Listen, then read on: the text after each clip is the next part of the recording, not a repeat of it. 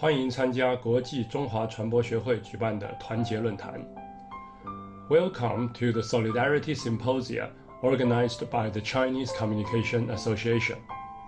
CCA is a non-profit organization dedicated to advancing communication studies while serving the academic and social needs of Chinese communication scholars worldwide. CCA designs this webinar series during the COVID-19 crisis in order to facilitate collaboration and promote mutual support across diverse intellectual traditions and across lines of social and cultural division. Thank you for joining us. Hope everyone is doing well and staying healthy. We thank our speakers for sharing their expertise that shall not only inform new research but also strengthen our community. You will inspire young scholars who shall contribute to knowledge production in meaningful and innovative ways.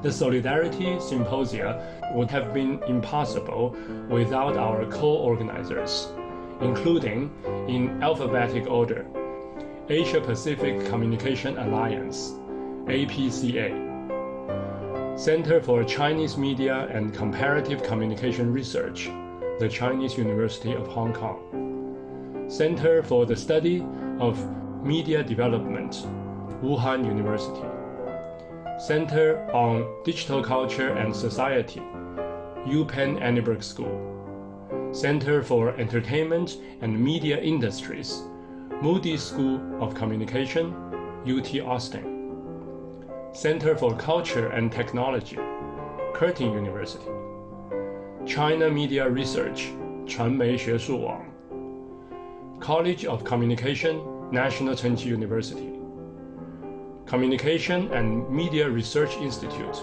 Camry, Westminster University, Department of Communication Studies, University of North Carolina, Charlotte, Department of Communication, Texas A&M University, Department of Communications and New Media, Faculty of Arts and Social Sciences, National University of Singapore, Department of Media and Communication, City University of Hong Kong, Department of Media, Journalism and Film, Miami University, Ohio, Digital Ethnography Research Center, School of Media and Communication, RMIT University, Journalism Studies Group, School of Journalism, University of Missouri, Journalism History Association of China, 中国新闻史学会, School of Communication, East China Normal University, School of Journalism, Fudan University, School of Communication, Hong Kong Baptist University, School of Journalism and Communication, Tsinghua University, School of Media and Communication, Bowling Green State University. Special thanks to Jessica Kong, PhD researcher at the Department of Media and Communications, London School of Economics, for her musical contributions, particularly Solidarity Forever, our theme music played at the beginning and the end of each symposium. Thank you all. Despite the challenges, we believe that our scholarly community will emerge from this crisis with more unity, strength, and resilience. We will thrive because in solidarity we communicate and collaborate. Please enjoy the CCA Solidarity Symposium.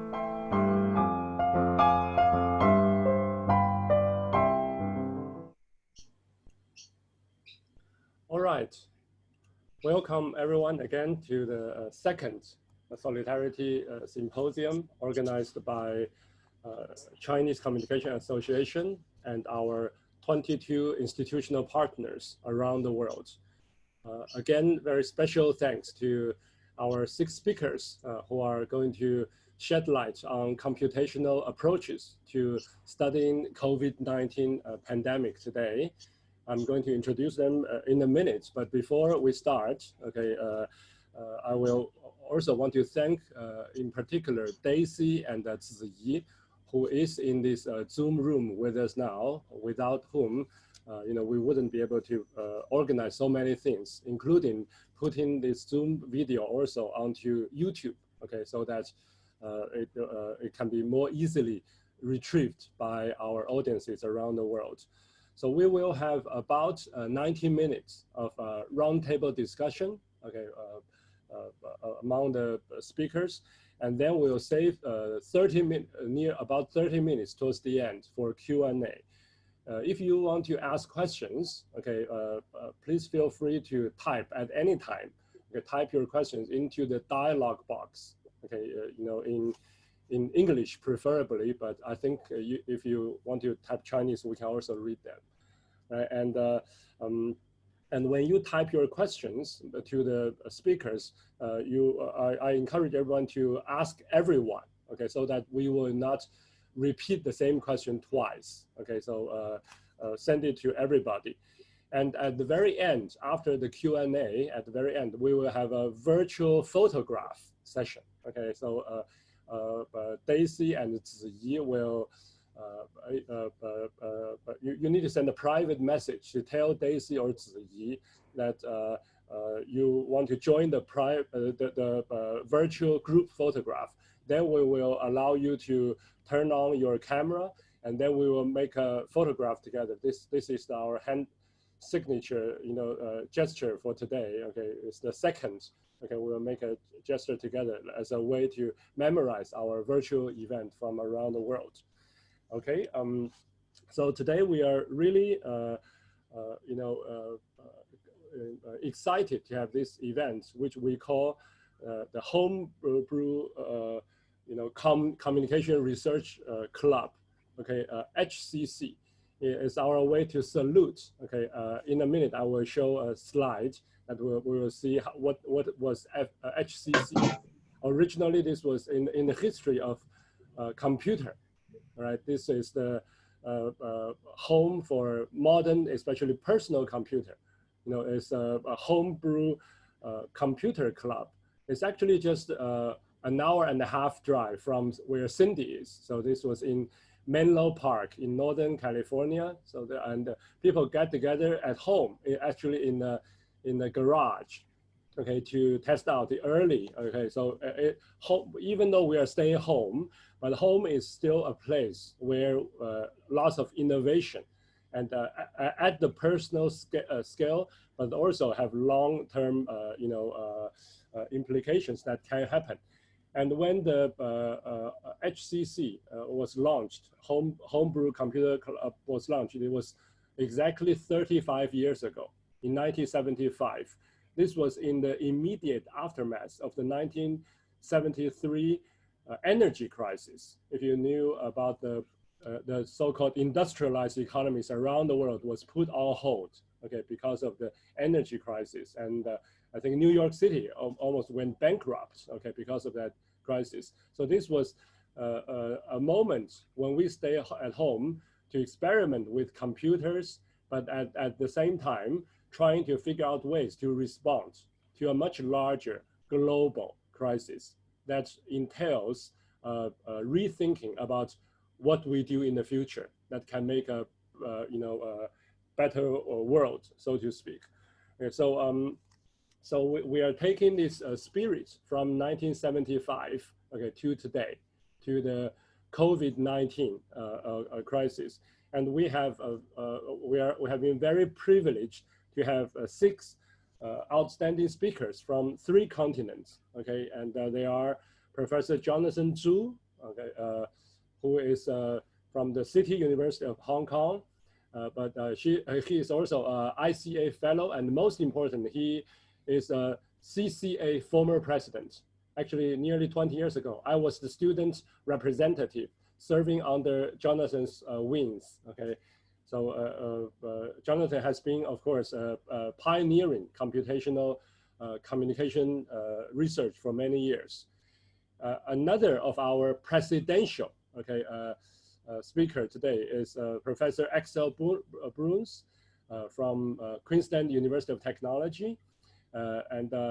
He was the immediate past president of AOIR, Association of Internet Research, with whom I also happen to serve on the executive committee of AOIR for a couple of years, and really learned a lot, okay, from both our presidential speakers today, whom I believe you will be able to teach us even more. And then we have Professor Cindy Shen Cuihua, okay, from UC Davis. Okay, Cindy, we also know her as the vice chair of ICA Computational Methods, okay, interest group.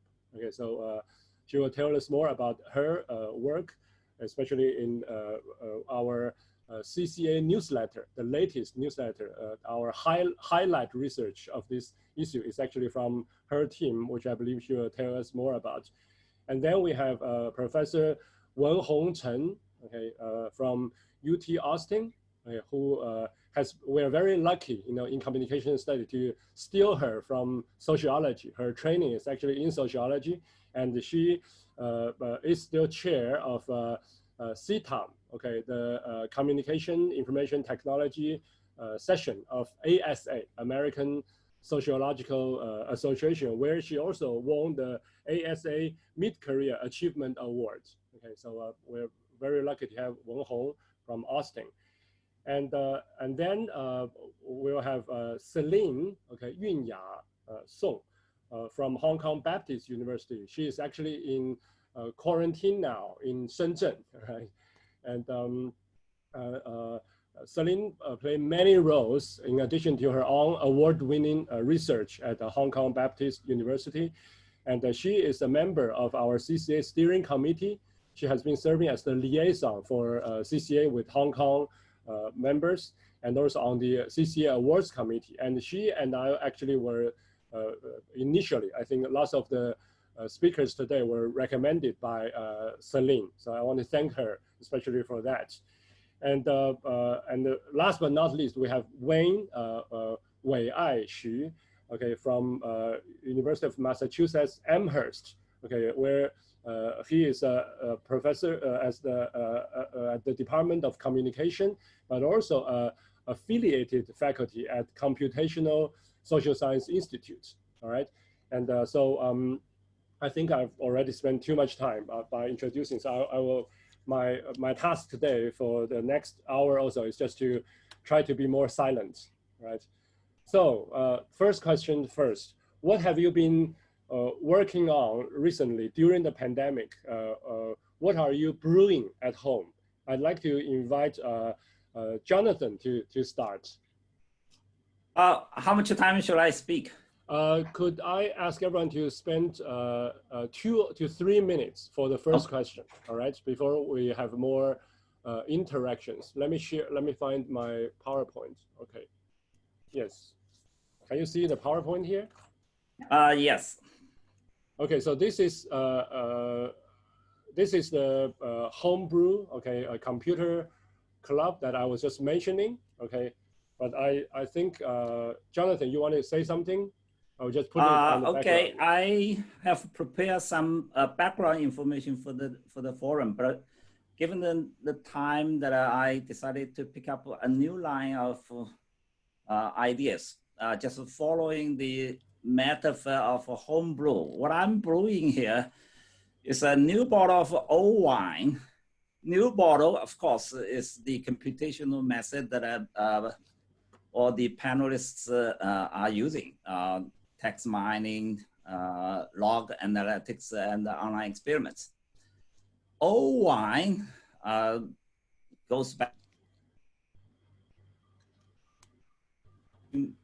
a long line of traditional research in media called agenda setting, because I try to find some good theoretical framework to pack on the things that I'm working at. And at the moment, agenda setting is still the best or the only suitable framework that I can pick up. And I'm sure that many of our colleagues here and in the audience are doing things similar or differently. But I feel that even though the context of COVID-19 is brand new, obviously, and we have new social media data, and we have new computational methods.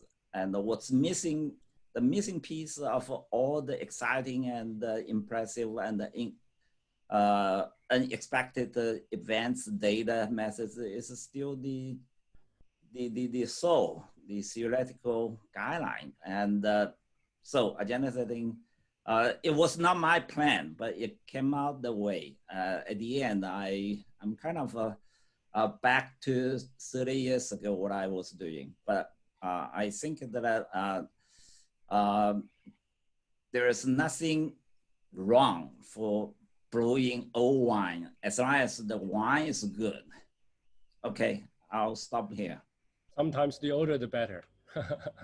Well, yeah, some wines, old wines are better. Yes. All right.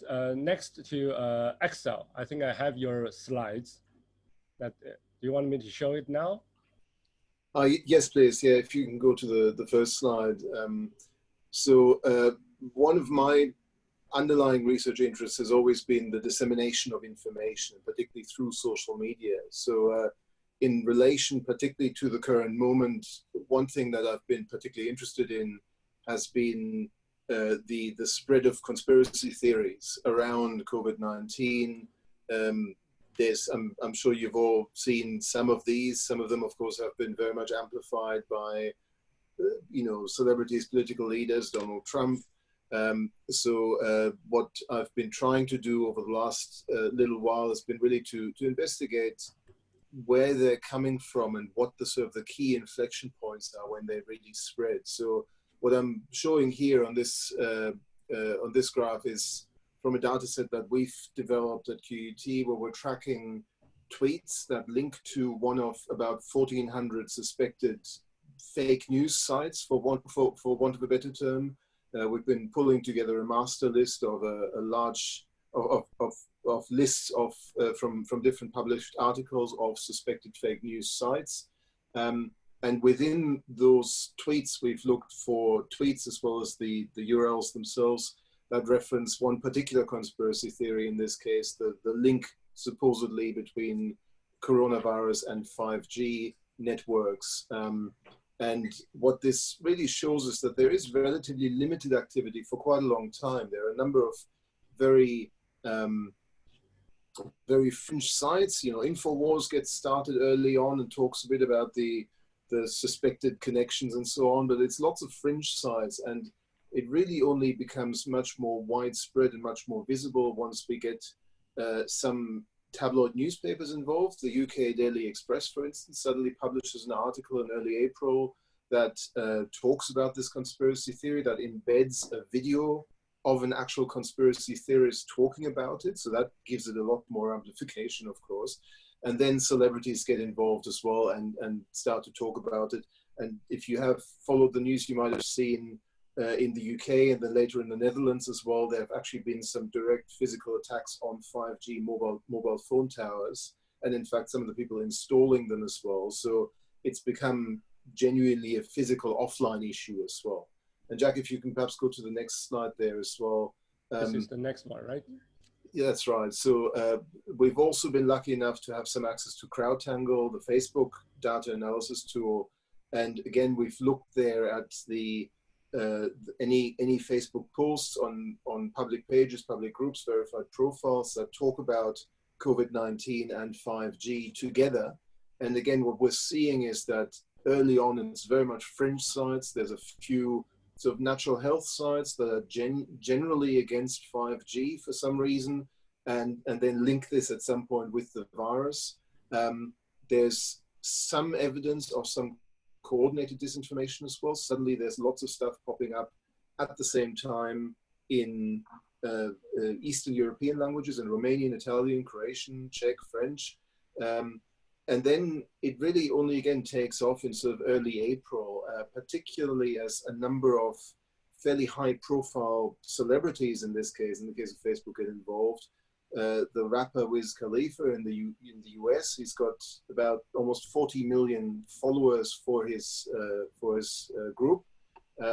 There's a boxer in the UK who says something about the suspected link, and that gets posted on a sports group on Facebook, and that has 25 million members. So gradually the larger membership groups and pages get involved, and they're really amplifying it.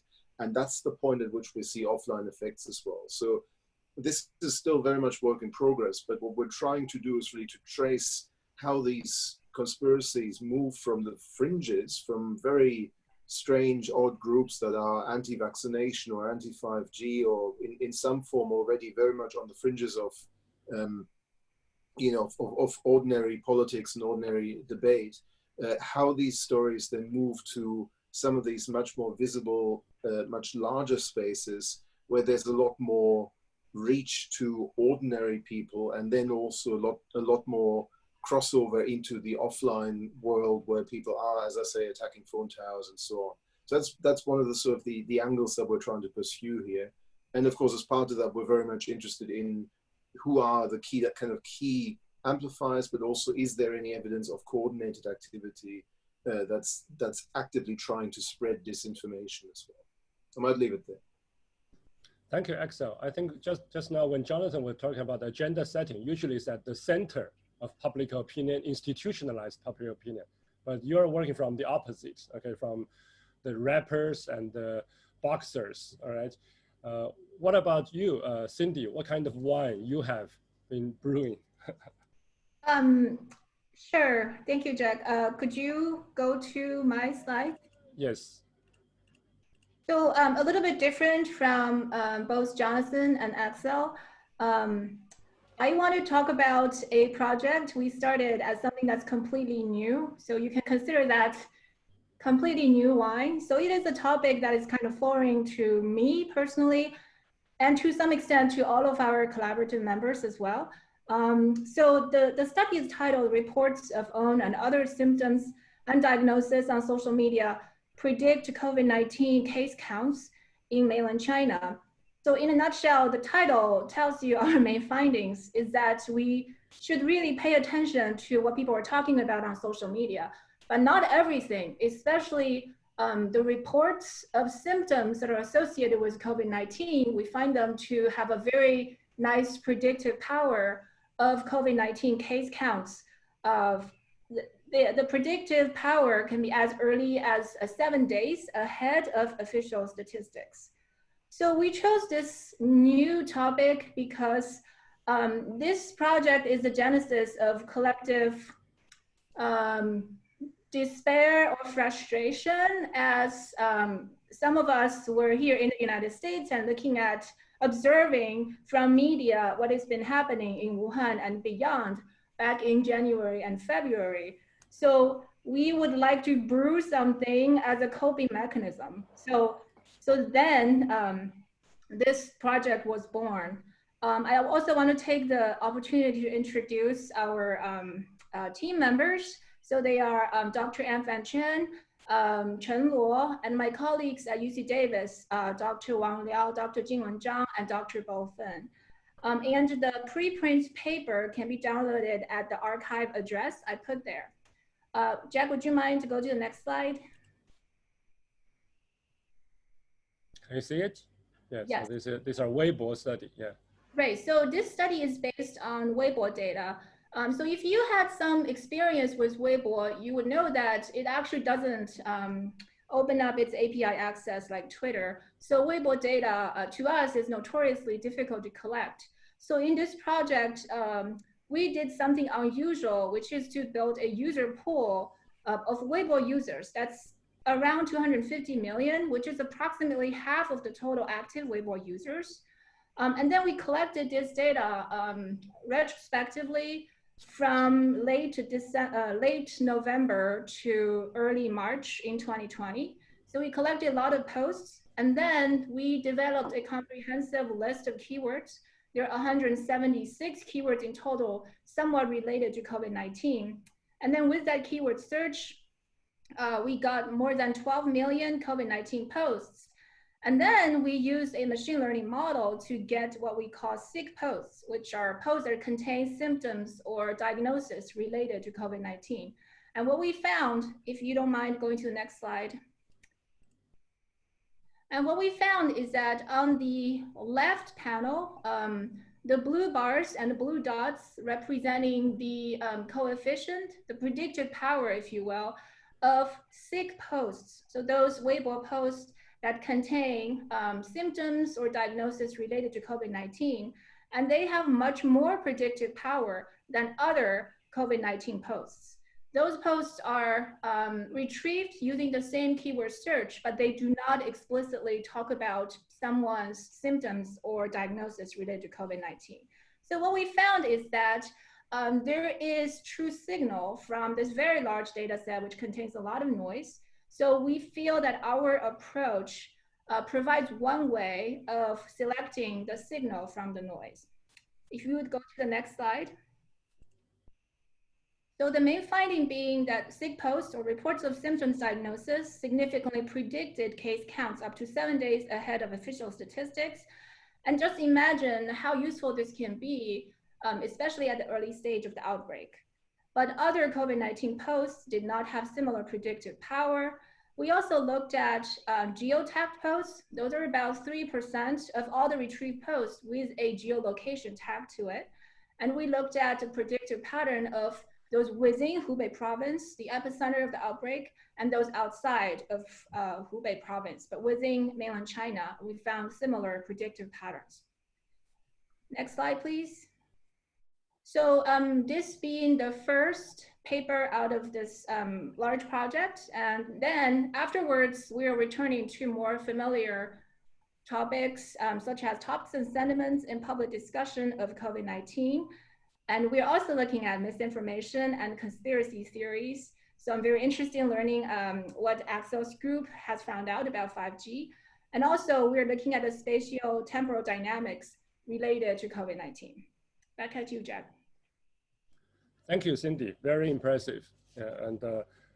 Next, I would like to turn to Wenhong to see what's going on in Austin. Hi. Thank you, everyone, for showing up. Thank you, Jack, for inviting me. And actually, when COVID-19 broke out, I was visiting Washington, D.C. at the Wilson Center as a residential fellow. I don't know whether many of you have heard about the Wilson Center. COVID-19 clearly brought a lot of attention to the Spanish flu back in 1918. And Woodrow Wilson was the US president at that time. So it's a lot of historical relevance. And what I've been doing over there is a project, a book project I have been doing since the last 3 years. Basically, I'm looking at US-China AI policies and practices. And I'm working on a book tentatively titled Fast Dragon, Paper Tiger, and basically talking about how US-China AI policies and entrepreneurship mutually transform each other. So I was actually looking for an end for the book, because if you follow the tech entrepreneurship or AI policies, this has been changing almost every week, almost every month there will be some major change.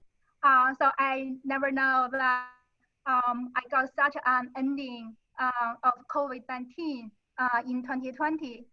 So in the last several weeks, or couple of months, I've been mainly looking at how government and the tech firms' response to COVID-19 affect and being affected by US-China AI policies and practices. So actually, earlier this week, I just gave a talk titled Springtime for Tech Giants, discussing how AI policies and practices are both shaping and being shaped by response to COVID-19, as well as an imagined future post-COVID-19.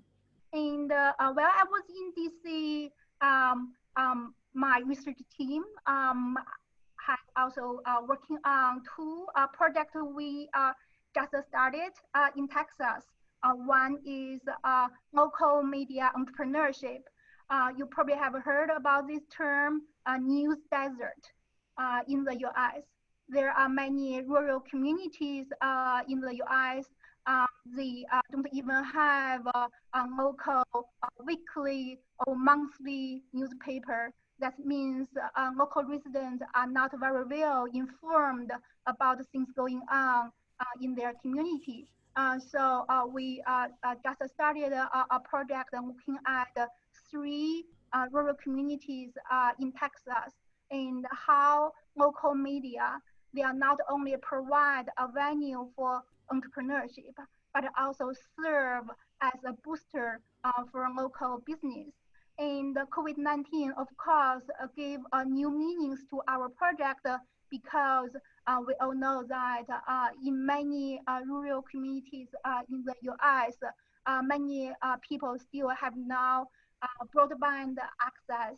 And given how the pandemic has disrupted local economy, it's only become more important to see how local media and local entrepreneurship reinforce one another. And another project is Google Fiber in disadvantaged urban communities in Austin. I don't know whether many of you have followed this Google Fiber project. Started about 10 years ago when Google decided to enter into the telecommunication business and announced it's going to provide internet access based on fiber 1,000 times faster than the existing telecom companies were providing at time. And so we did a wave 1 study for them. And now we are just following up on how residents in public housing communities, again, very much on the wrong side of a digital divide, and predominantly low income, low skill, and racial ethnic minority, and how they may benefit from Google Fiber. And also, I'm writing on Cindy's coattail to use the data set she just talked about to look at the different discourse of facial mask in the US and China. It's become interesting and exciting and frustrating by day if you follow all this news about facial mask here in the US. Wow, lots of things are brewing, okay, and at the national industrial level, but also community level with classic concerns for social inequality, okay, in Texas. Thanks, Wenhong. What about you, Celine? Can we keep this in 2 to 3 minutes? Yeah, I know Celine has some slides. Wenhong did not have slides. You have to, some audience were asking about your slides. You have to wait to read Wenhong's books and articles, I think. But Celine has some slides.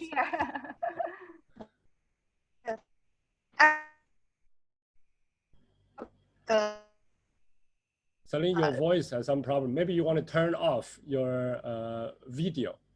That way your audio will be better. Celine is in a hotel for collective quarantine in Shenzhen now. That's why, you know, she has, okay. Celine, can you speak?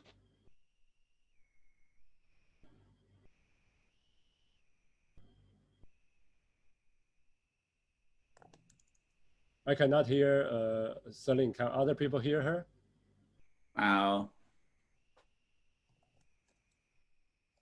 Okay, probably we will have to, okay, so this is her first slide. Okay, so you could see her study is also a collaborative study involving multiple authors across okay, disciplinary boundaries, again, also with sociology. Okay, so that's her latest work, also in a way similar to Excel's project. Okay, so this one is about bad soup and also conspiracy theory. So not 3G, not 5G, but bad soup. Okay, this is her slide, which I don't want to pretend I understand, but this seems to be different kinds of rumor and discussions on Reddit. Okay, I think this is, Celine just came back from her sabbatical leave in Cornell University. So this is an North American data set, where she will look at biopower, bioweapon, Wuhan, you know, about the lab, the bad soup, so different kinds of, and these are emotional, looks like anti-communist, and then here are masks. So basically she covered different types of rumor and misinformation. Okay, now that we cannot have Celine's voice,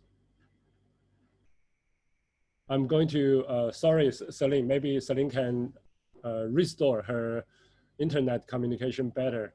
Let's go directly to Wayne. And he's got several more, most of these are Twitter data, right? Yeah, actually I can focus on one slide.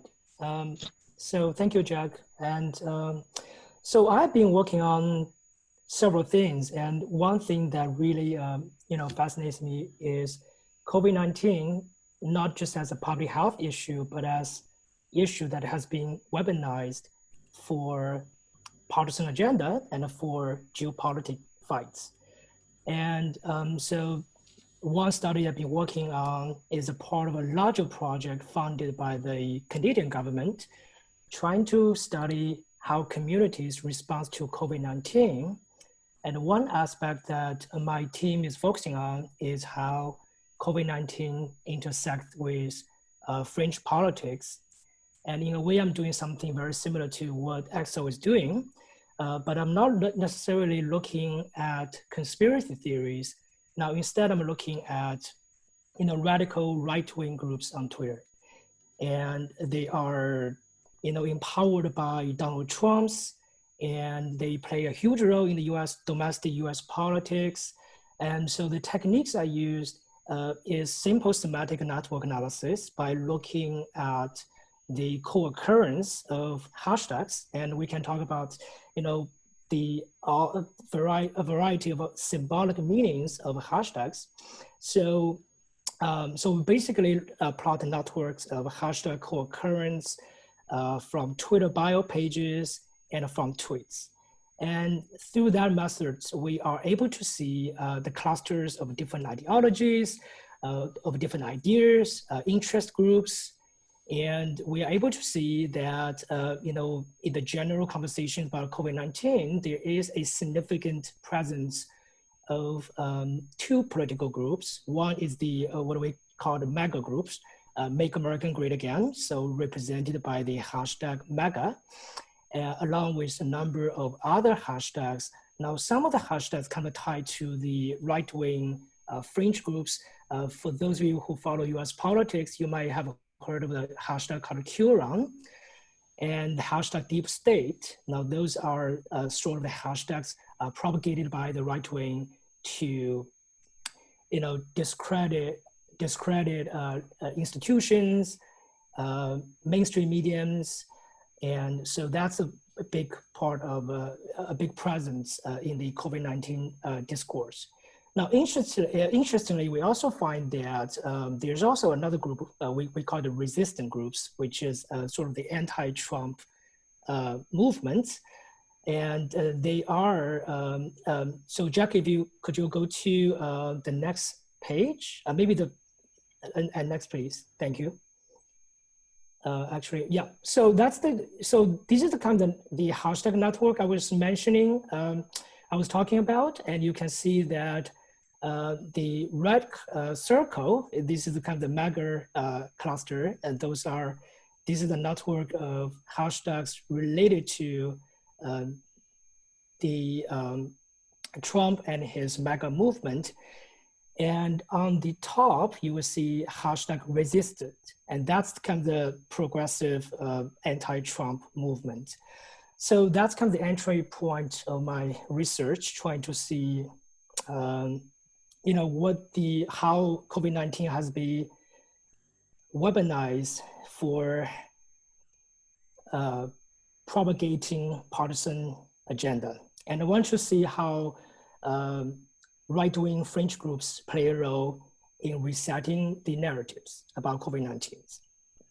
So the other project I've been working on, so we got a small research fund to start a research group on the public diplomacy of the Chinese state in response to COVID-19.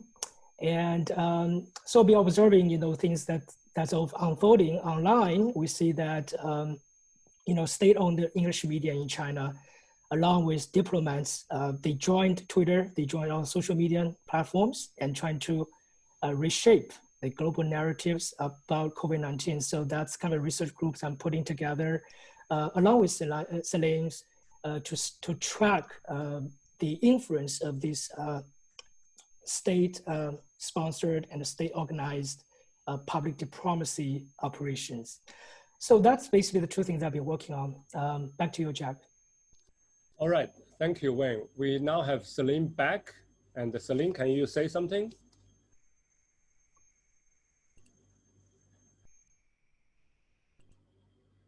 Sorry about the technical issue. Celine, can you say something?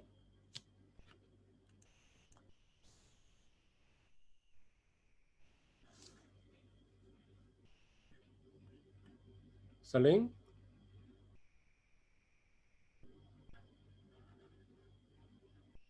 All right, this is too bad. Okay, I think we will have to, I promise everyone, okay, and Celine actually was one of the original, all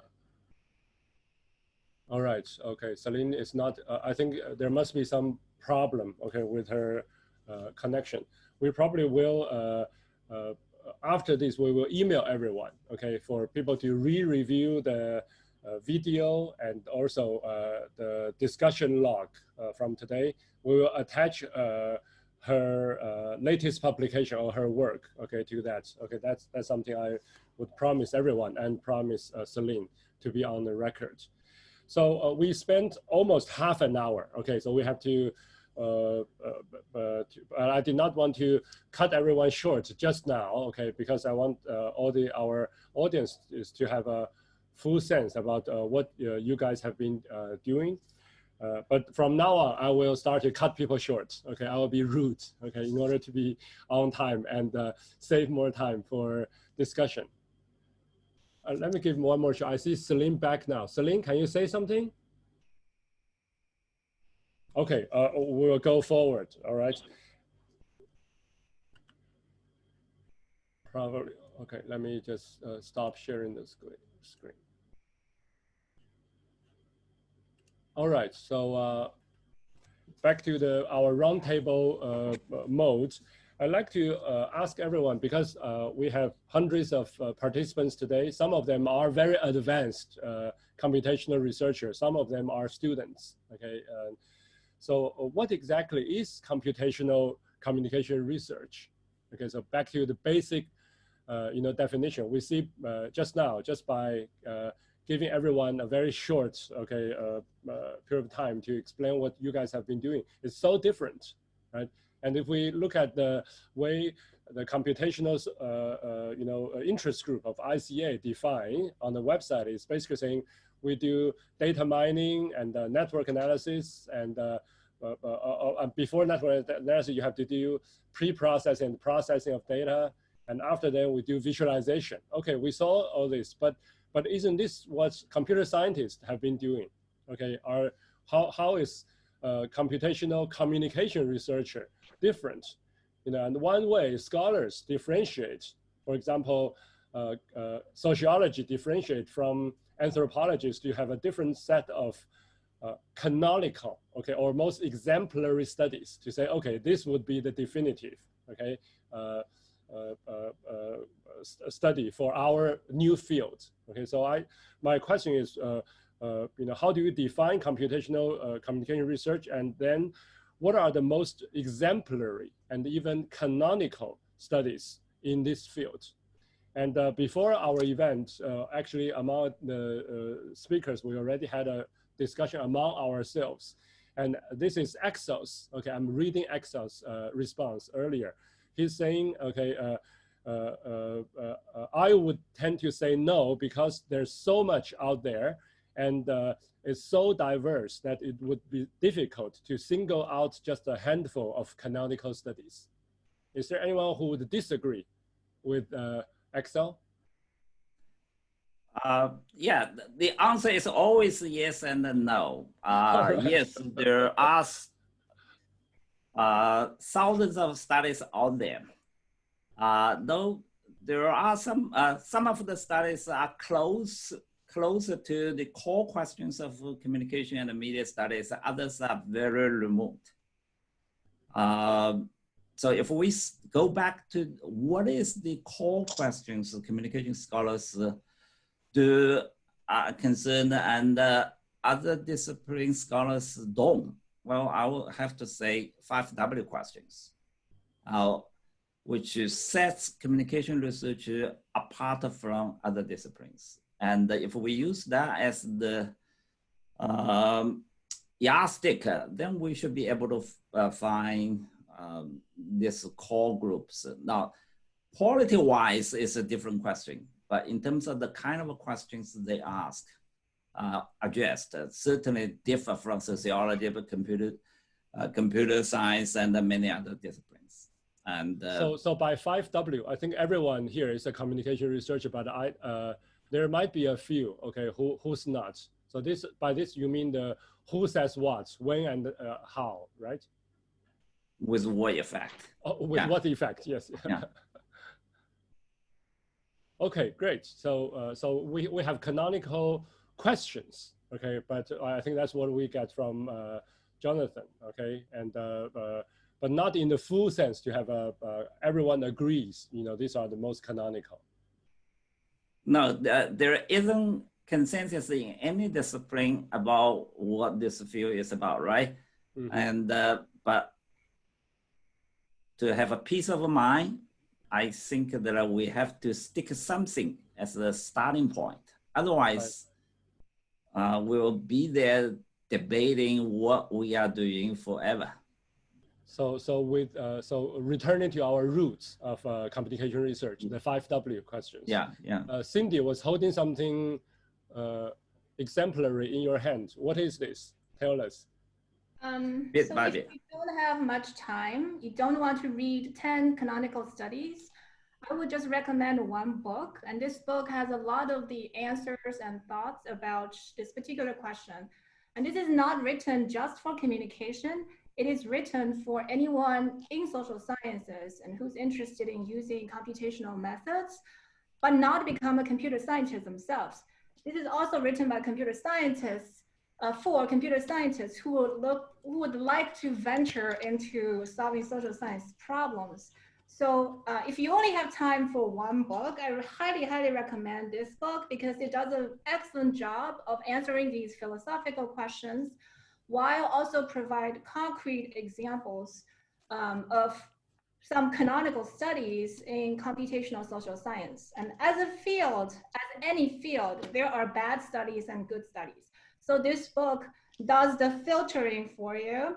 The studies selected, I can vouch that they're of relatively higher quality.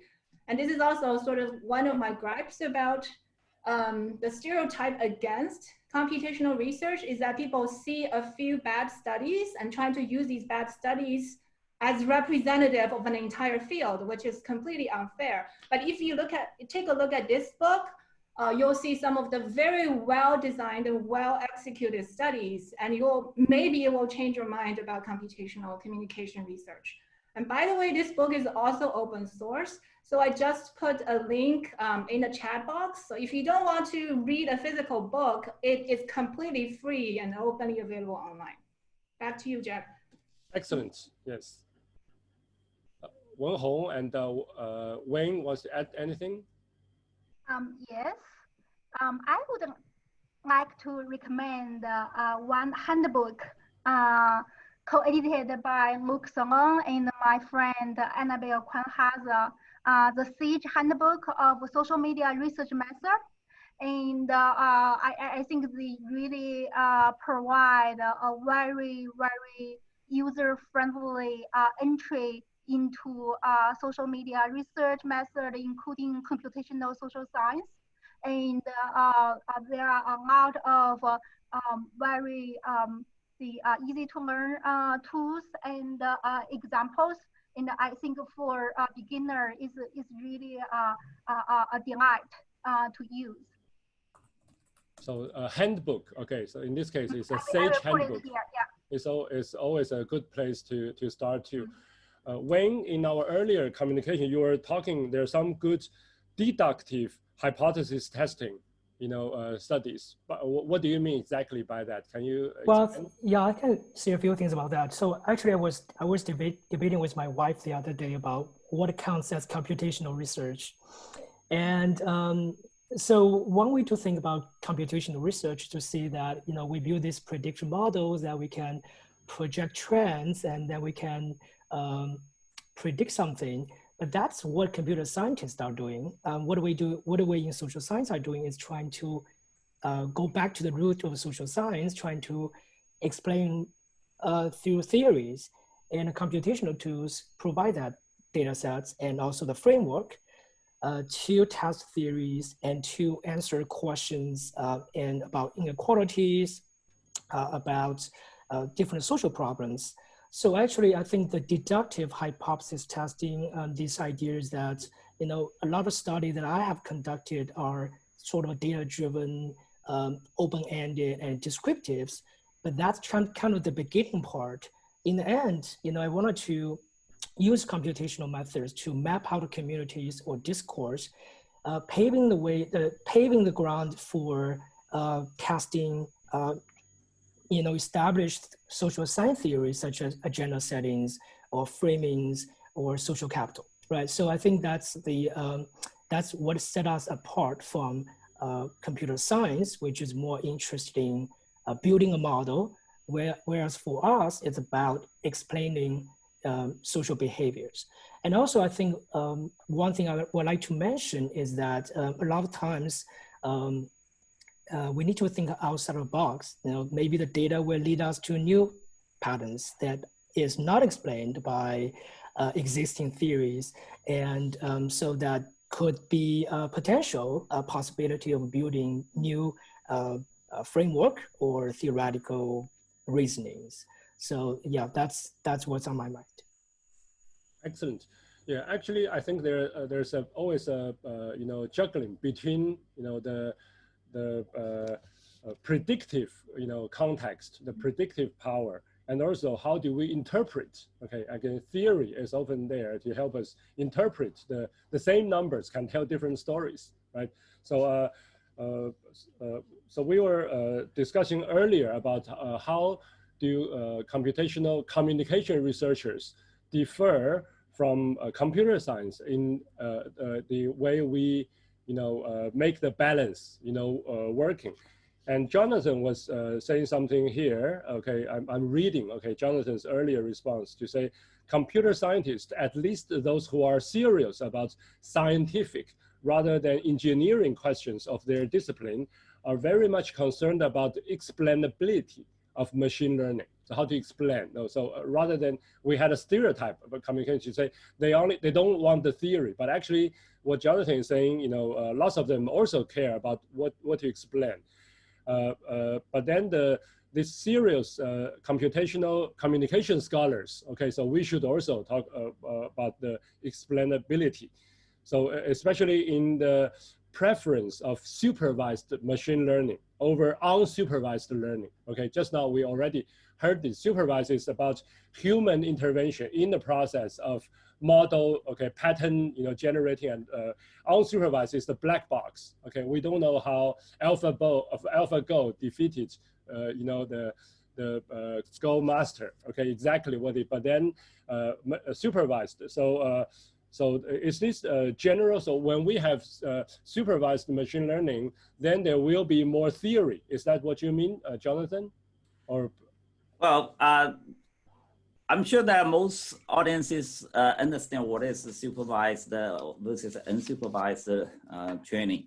Supervised training requires a human coding. We start with the traditional content analysis, and then we use the decision made by human coders based on theoretical top-down deductive process. Then we feed the human decisions to machine, to algorithms, then we let the algorithms to follow our logical reasoning to make additional predictions. And this is a hard, expensive, but it's more trustful than just the unsupervised learning. And computer scientists, the reason I wrote this response is that I have been working in the computer science department for over the last 3 years, so I know exactly what they think.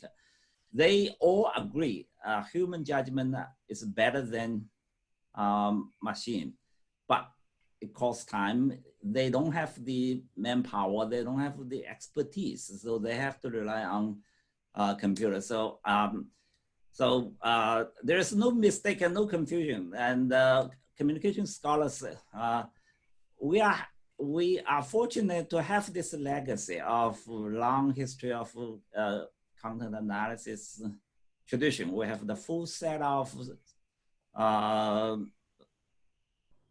skills and protocols, and why don't we combine the two together? So that's another reason to argue that yes, communication scholars, I'm not talking about computational communication scholars, all communication scholars play a very indispensable role in this interdisciplinary research. And we should do the things we know better, and we should do things other people either don't have experience or they don't bother to do. yes, and as simple as like text. Okay, my next question actually is going to be about data. Okay, now that we talk about the identity of the emerging field of computational communication research, what exactly is data? Okay, I think that here is like human beings are data processing machines. Okay, the simplest is text before we talk about music, okay, or video. Okay, but even text, okay, like especially we know human language can be so many have so many layers, right? You read like a compliment, but it's actually sarcasm. Okay, like or I think in English or in Chinese too. Okay, and more local, you go into the Chinese dialects, you get more of this kind of nuances. So exactly, how can we get data, okay, for our computational analysis of COVID-19? Okay, and just now we heard Cindy and I think Cindy was using Weibo and Excel, and Wayne, I think you were both using Twitter, right? Or you use also what about other emerging places to get data? Okay, could be YouTube. Okay, could be Instagram. All right, but especially in the context of COVID-19, where are the most germane and rich and interesting and unexpected? Sometimes the smaller is beautiful, not the big platforms. Who'd like to take this first? Look like Excel wants to say something. Yeah, sure. I mean, so we've been looking at Twitter and Facebook with our work particularly. Both of those are not without their problems, of course, because increasingly the platforms are making it difficult to get data. Of course, Weibo is still a lot more difficult than Twitter and Facebook are. So with many platforms, we simply have trouble really getting large-scale data, also data that is representative, if that's what we're looking for, or at least is going into the specific areas where perhaps some of the activities of interest are actually taking place. So even with the access that we do have via CrowdTangle to Facebook data, we're only seeing, for instance, the public spaces on Facebook. And we obviously would love to see what's happening in some of the closed groups where perhaps some of these conspiracy theories are being cooked up, where some of the abuse and hate and other problematic content is being shared much more widely and much more with far less kind of barriers, I guess, to its being shared. Beyond that, of course, we've got some platforms that are private by design as well. WhatsApp, for instance, and many others where there's simply no way to get in with computational methods to understand what's going on. The only way to really understand what's going on in some of these groups would be to essentially infiltrate them, to make yourself out to be someone who's aligned with the views of these people and go in there and understand what's going on there. So the broader problem, I guess, that I'm seeing with data access generally is that at the moment, we're kind of like, you know, the drunk looking under the lamp for the keys that they've lost, because that's where the light is. So we can see some things quite clearly, or many of the public areas we can see quite clearly, but a lot of activity is actually happening increasingly in private spaces that we can't get into, and for good reason in some cases can't get into, but obviously where there is really problematic activity going on, where there is hate speech going on, abuse, you know, people preparing, you know, physical attacks and all sorts of things. That's an area that obviously, you know, not just we, but many others would be interested in understanding better. And that's very much impossible at this point. And there is no easy answer for making that accessible to us either. So we have some very big black spots, I guess, that we just can't observe, and that limit ultimately what we can say about how people are using social media, how people are communicating more broadly. Jack. Yes. Can you load up my PowerPoint? The first page illustrates some of the possible data sources. Sure. And yes. their strengths and the weaknesses. Can you see it? Yeah, this is not my page. No, you backwards. Yeah. Oops.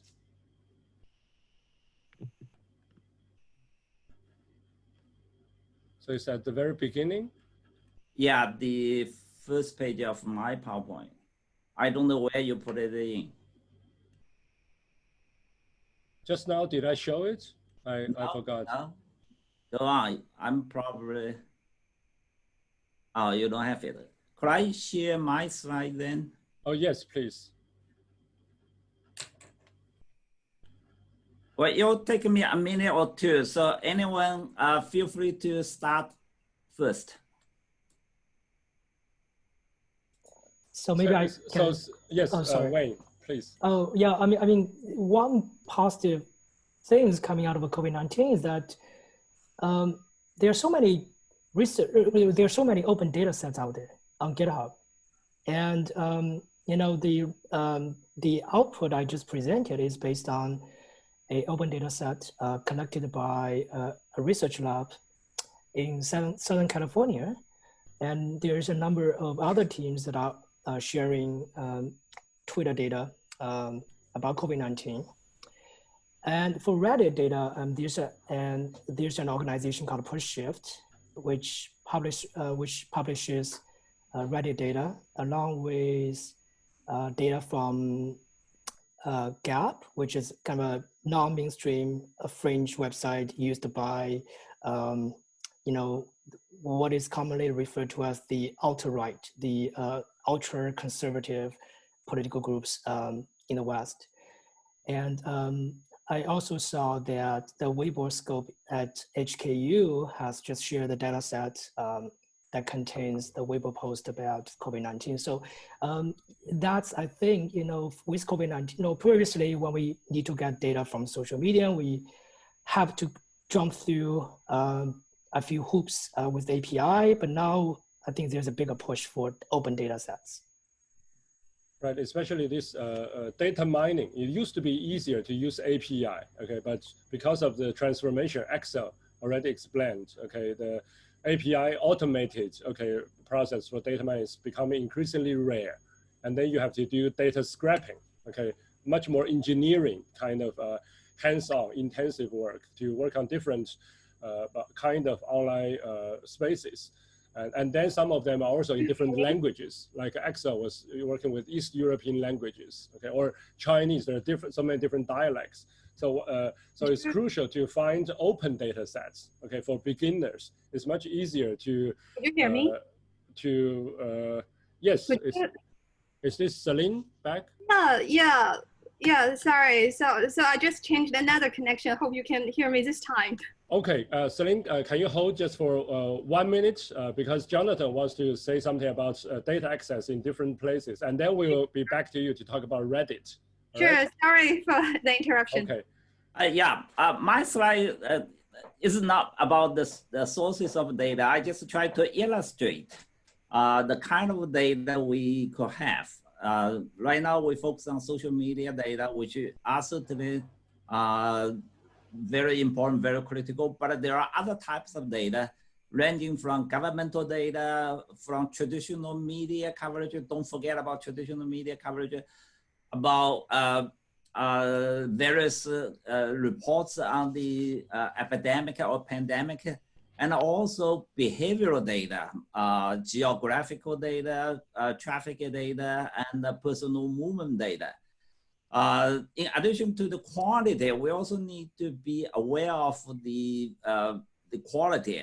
Compared to the traditional data, we have more quantity, massive quantity, but most of the quantity, the quality of most big data is unknown, to say the least, and also highly skewed and highly polarized. So we need to take all those factors into consideration. Yes, we have more data than we can handle on one hand, and on the other hand, we really need to be careful about the quality. It need to be on top of data rather than to be driven by the data.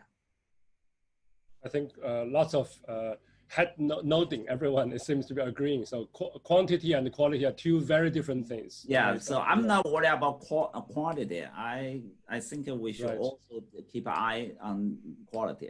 So Celine, now that you're back, can you tell us how do you deal with this, with Reddit, okay, data? How do you find the most, just now I tried to pretend to be you to explain your slides about different kinds of discussions and rumor and conspiracy theory in Reddit. But how did you, what's the total amount of Reddit discussion have you scrapped? And then what are the most qualitatively useful? Okay, is it 10%? Mm-hmm. Yeah, so actually since the outbreak, we've been collecting the data since last December. So it is an ongoing project. Actually, our initial idea was about this COVID-19. People everywhere are talking about the panic, the shopping panic and the market panic. And we are thinking of the discriminatory panic, which the Stanley Cohen, the sociologist, calls the moral panic, in which the spread of disease is blamed on others. For example, inside China, the others to be blamed are people from Wuhan. And globally, East Asians and Chinese are becoming the hot target. So we are going to examine is like how fear and panic spread and become the mainstream on Reddit, which is a very popular online forum in the United States, through kind of what we call the social approval and sanction mechanism. So what I'm showing, actually, the bar chart is only a very preliminary finding because we want to see a kind of herd mentality. It's kind of Yangqun. In Chinese, that is Yangqun Xiaoying. Think of how a sheep blindly following the flock. So we want to see how different attitudes and opinions are actually received in different Reddit communities. And because the time limits, perhaps I just present one finding. You can see the rumors and the conspiracy, and which is very interesting because those rumors and conspiracy, they are very well received in conservative subreddits. But in contrast, they are received much less vibrant response in less politically motivated communities, and also much less received in kind of progressive subreddits. So we do this kind of comparison. And our bigger plan is actually to, now we've downloaded all the news web pages, which the URL linked to in this subreddits. And we want to see how this kind of interplay of this kind of herd mentality interplay with the news frames. So we want to see the dynamics there. So this is the basic idea of that paper. And so regarding, yeah. So for you, it's not just the Reddit online discussion, but also the URL, the news data. So you're combining news analysis with online data analysis. We've extracted all the URL embedded in this post in Reddit. So we are actually downloading all the news pages linked through these URLs.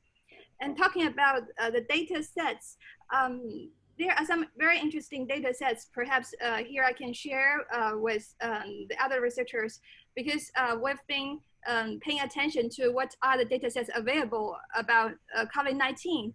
And one resource we found very interesting is the Wikipedia. Actually, there is a wiki open data set, which is very interesting. And I think some researchers already use it to see how the user's attention actually are shifting during the progress of pandemic. For example, I think some researchers do a kind of qualitative coding. They divide it into 4 topical categories, like virus and region and people. So at the very beginning, the Wikipedians' attention focuses on the virus itself, but as the pandemic progresses, they shift their attention to the region. For example, they track the region progress of transmission, and then they shift attention to the people category, because there are a lot of celebrity and public figures. They come to express their stand on this pandemic. And also, it's like, finally, this kind of attention shifts to the others. It's like the social and economic impact. So this perhaps would be a data set people are interested in. And I think a lot of people have also known that the University of Southern California researchers, they have released an open data set about Twitter. So they did some very interesting preliminary geo-analysis. As we know that tweets with spatial coordinates only represent a very tiny fraction of all tweets, just about 0.5%, but still they did a kind of geo-analysis, which their findings are very interesting. For example, at the very beginning, they found actually the Twitter discussion were most vibrant and active in California, but not in the Washington and not in New York. So there are some interesting findings there, and people might be interested in the Twitter data set they released. And also there are other data sets about the COVID-19. As what we know, the Johns Hopkins University Center, CSC, they release their data. They have their data set on the daily case reports. And also there are the NCOV 2019. And this is about information on individuals from national, provincial, and municipal levels. And another not Twitter data set, another data set perhaps very useful, and is called 19, which is released by the Allen Institute for AI, because this data set brings together a lot of scholarly articles about COVID-19. So currently a lot of researchers are utilizing that data set. Yeah, so that is what I'd like to share about the data sets. So, sounds like Celine has a data set about data sets. Okay, I would encourage the audience, okay, to seek advice, okay, from Celine about where to find. We don't have to always reinvent the wheel. I think that's the most important thing for also the spirit of open science. Okay, as I think we can say is very fundamental to this field. What about you, Wenhong? What is data to you? Now that you are studying US-China industrial policy and Google Fiber and rural communities. Well, yes. I think you really asked a great question, and I basically resonate with many of the comments we already had. So I think a few years ago, any data, any computational data sounds great. But right now, I think our problem is not that whether we have data or not, whether we can gain some access or not. Is we have we have too many data out there. So it's really a time for us to think about how we can actually make some genuine progress. For instance, I think one debate in the community has been, okay, are you focusing on one major platform such as Twitter, such as Weibo, which are relatively easy to get data from, or you are looking at a niche platform, for instance, Reddit.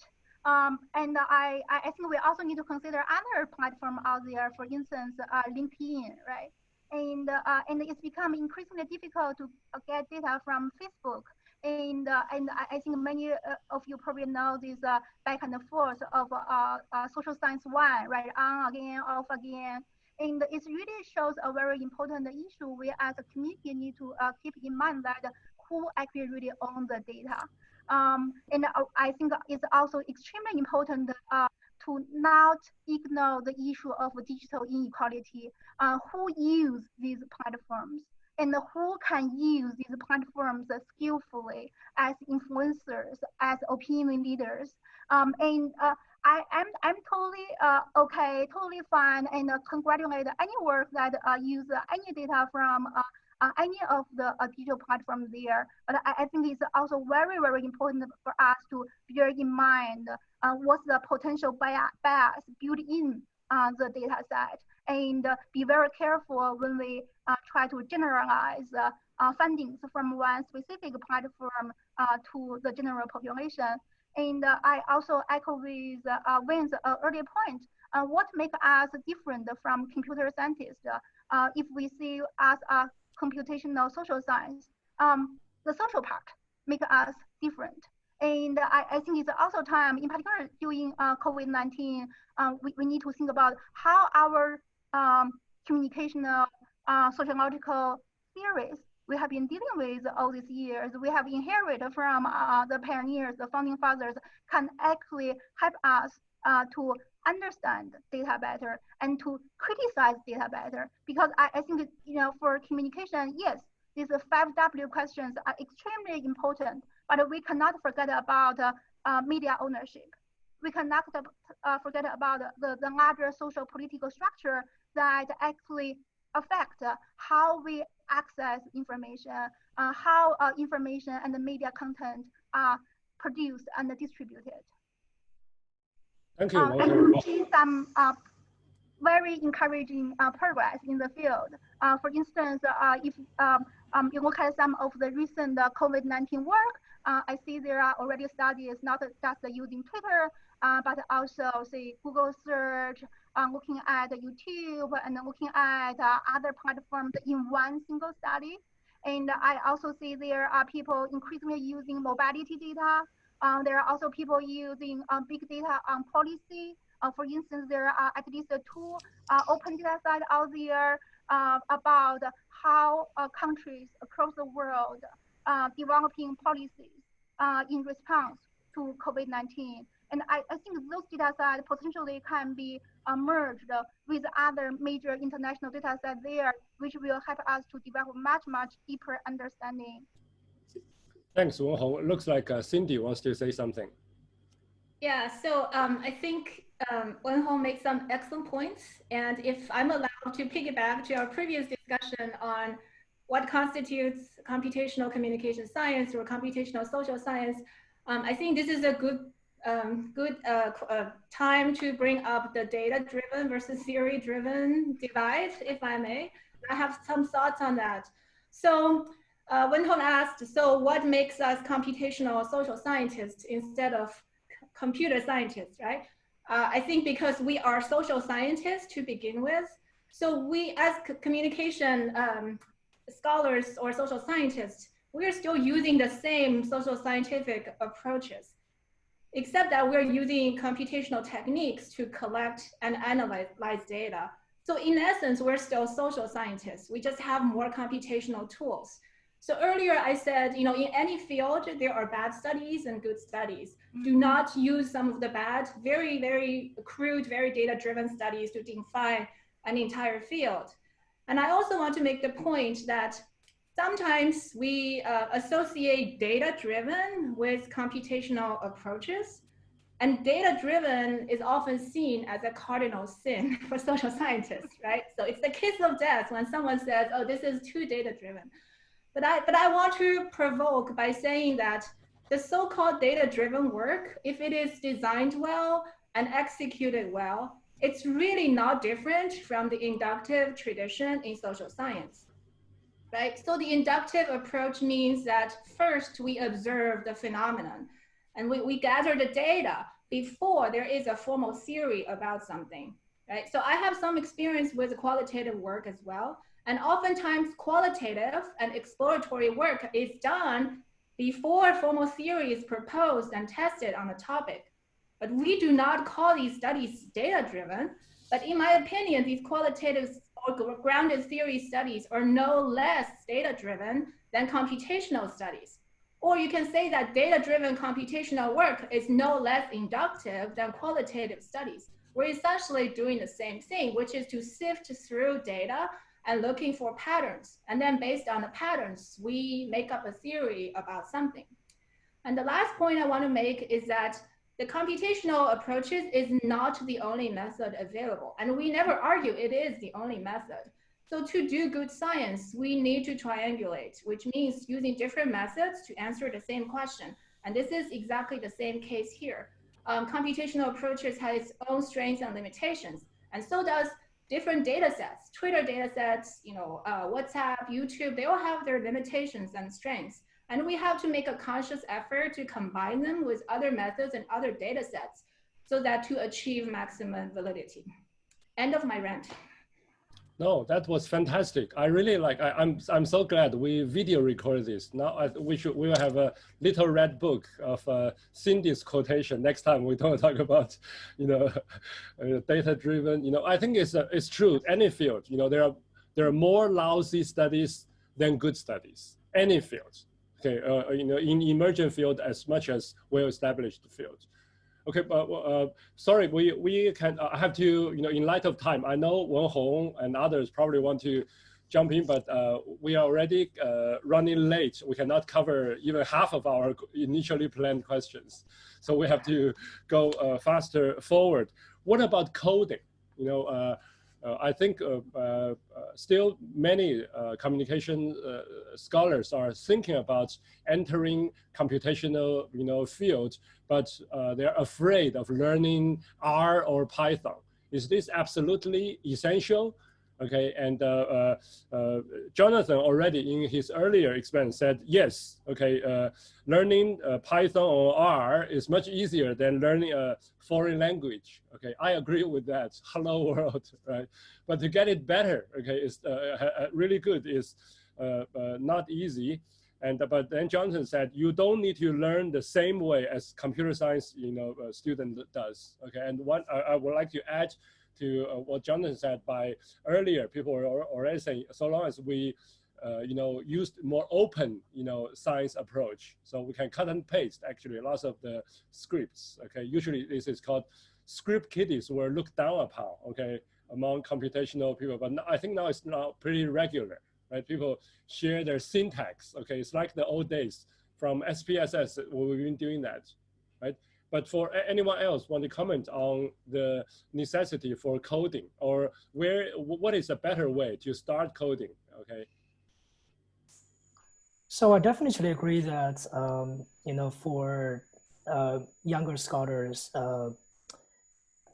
if you have time for self-development, I would definitely recommend start learning codings, and that would allows you to make more informed decisions about what data sets to choose for the studies, what will be the trade-off. Well, although we have a lot of softwares out there that does the job for you, that runs the topic models or produce a network analysis, but you still need to know what's going on behind the interface. So I think learning the coding, knowing the nuts and bolts would help you make a better decisions and to be more aware of the limitations of the computational methods. And also I think that, for the past few years, I've been teaching a a course on using R for getting data from social media, creating visualizations and running some models. I saw a lot of struggles in the beginning when people who were totally new to computer programming or just even CSV files, but many of them became proficient in the tools, and they felt that knowing the tools makes them feeling empowered. It just opened up so many opportunities. I think that's a great a boost of their confidence in doing research. So that's why I would recommend like learning codings is the way to go. So in my school, actually, we already also stopped, offering SPSS as the standard, statistic. We started to teach our, graduate student R as the. But then what about? So R is more powerful in terms of statistical and also visualization, right? More general. But what's the beauty of Python? I think there's still other people using Python, all right? And what about other choices outside Python or R for some niche purposes? Any language will do. The point is not to treat it as a tool. Number one, as a way to communicate with interdisciplinary collaborators. Number two is to understand, just like Wen said, the power and the limitation of technology. People who know codings understand that technology or machine learning cannot help us solve all the questions. It is the novice who doesn't know anything about coding assumes that the technology will automatically bring answers to us. So it's more for communication scholars. By the end of the day, you don't do the coding to solve your project needs every day, but you still need a minimum amount of knowledge so that you can talk to people, you can make a wise decision plan. And so any coding language will do it. It's the logic that works rather than the specific codes. Now let me share you some observations that I have obtained from my other job at data science school. Most senior colleagues of mine, right, have never learned Python or R or whatever. We were all at a very early stage of Fortran, for example. But that doesn't prevent them from training students and come up with cutting edge research questions. So if you talk to those senior professors in computer science, data science, they don't know how to write Python or R, but they are still at the cutting edge of data mining. So choosing a tool is not a right question. Now I'm feeling old. I actually learned Fortran 20 years ago. Yes, Excel, yes. Yeah, just to add to that, I think that's really important because a lot of this is kind of less about, which language you choose, but actually understanding the underlying structures, understanding how you work with data, how you process data, what you might do with the data that you have and what you can't do with the data that you have as well. So I think whichever particular tools you kind of plug together for your research stack, it's actually much more about, well, what's the right, what data do I get from the platform? What's the right structure to transform that data into so I can interrogate it, so I can query it, so I can process it, so I can analyze it, so I can visualize it. And then making those transformations and making that analysis. So I've seen in chat, there's a few people who've talked about Tableau, and I think that's for people who haven't got great programming skills, that's a really useful tool to query data once the data is in a queryable format. For us also, I mean, we use R and we use Python. The other really important tool for us has been a large-scale cloud-based database like Google BigQuery, which ultimately adds SQL, structured query language, as another query language, literally, obviously, for the data. So once you've gathered data from Twitter or Facebook or whatever, and you push it into a structured set of tables on BigQuery, you can connect to that with Tableau.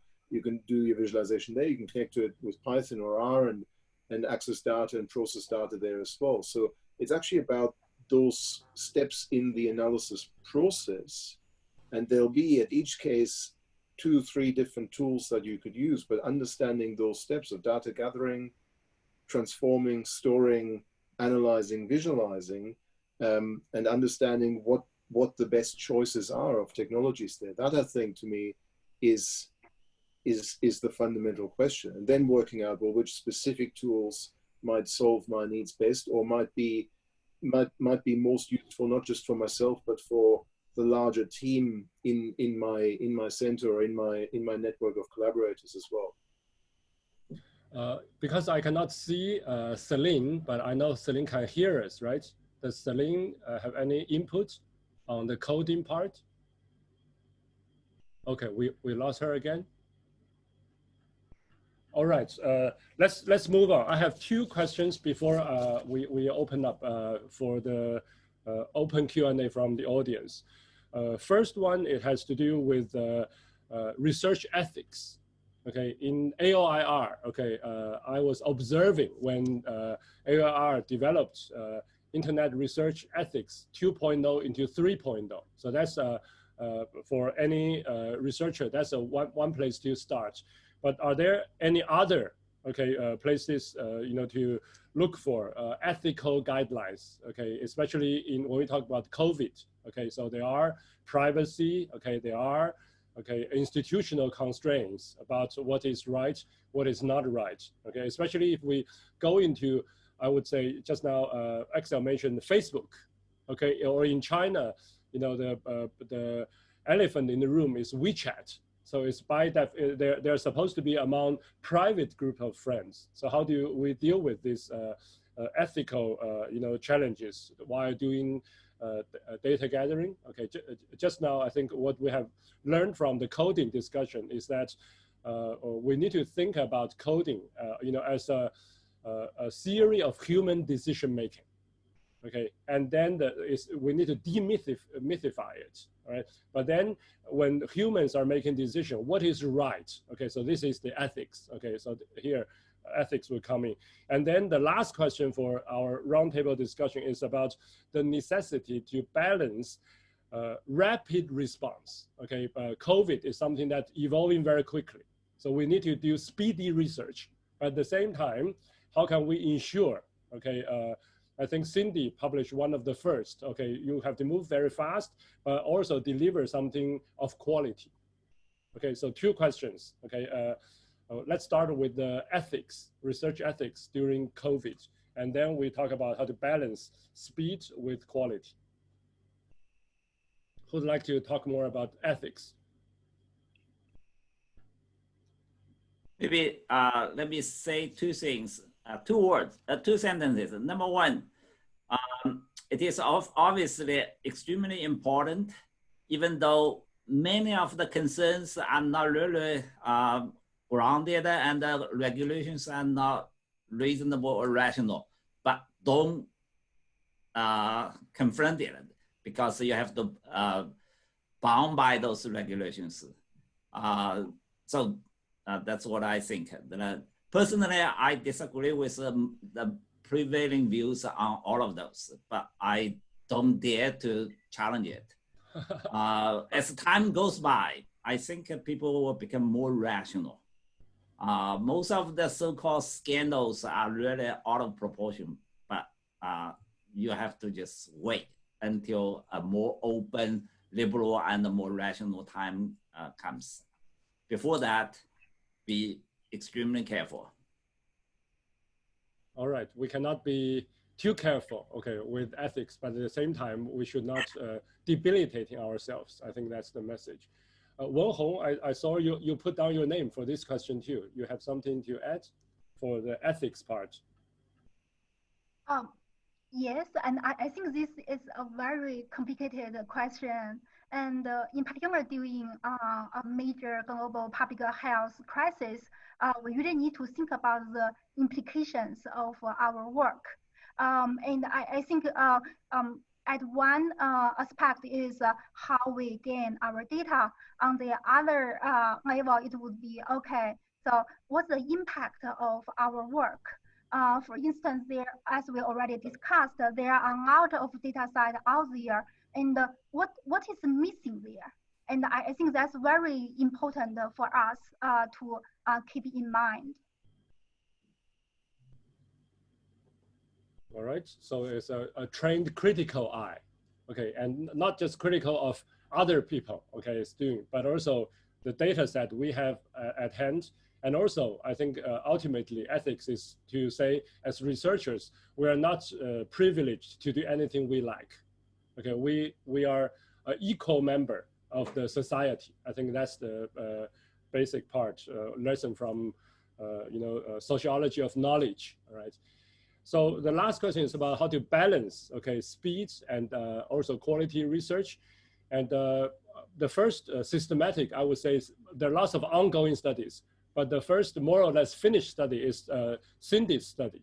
Can Cindy tell us about how do you balance this challenge of doing fast quality work? Thank you, Jack. So I think rapid turnaround is necessary for COVID-19 because of immediate policy implications, and also because I think science is cumulative. So what my group does can inform other scientific teams' work as well. So if you think about doing science, is like building Lego, right?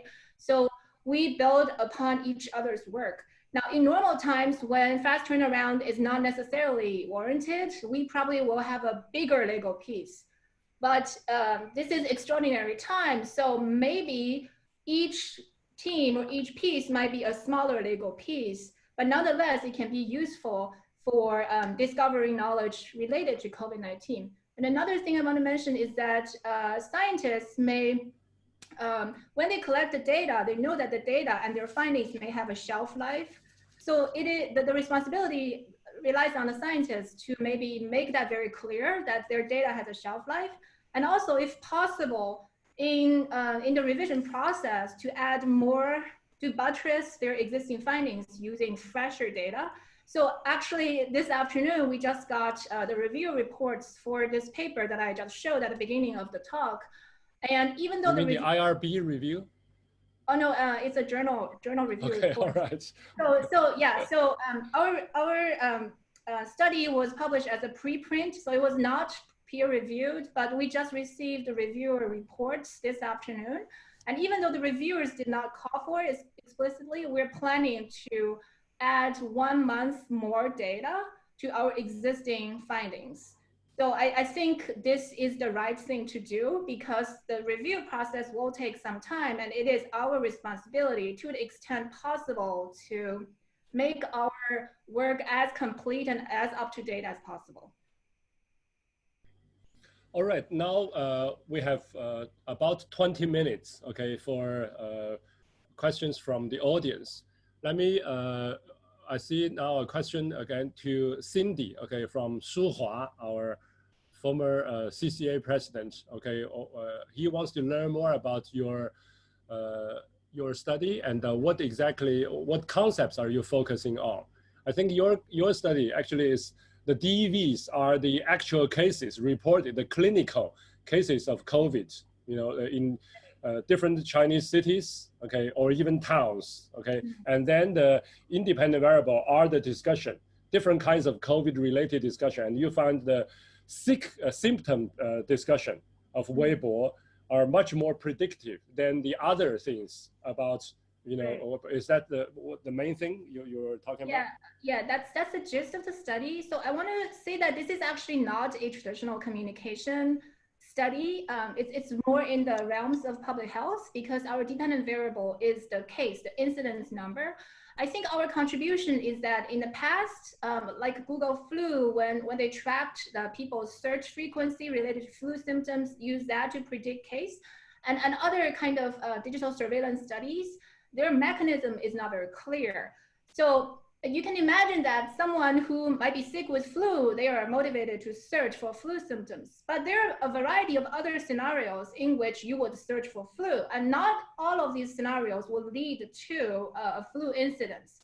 So we feel in the case of COVID-19, we are really looking for the true mechanism to predict the case, right? And another confounding variable here is media report. And also people are grounded at home. So of course they have nowhere to go. I mean, they would go to the public social media like Weibo to discuss. So all this becomes noise that really distracts our attention from the true case. So I think our contribution there is we find that it's sick posts, posts about people's symptoms and diagnosis that truly have predictive power, while we show other COVID-19 related posts do not have zero or very, very low predictive power of true cases.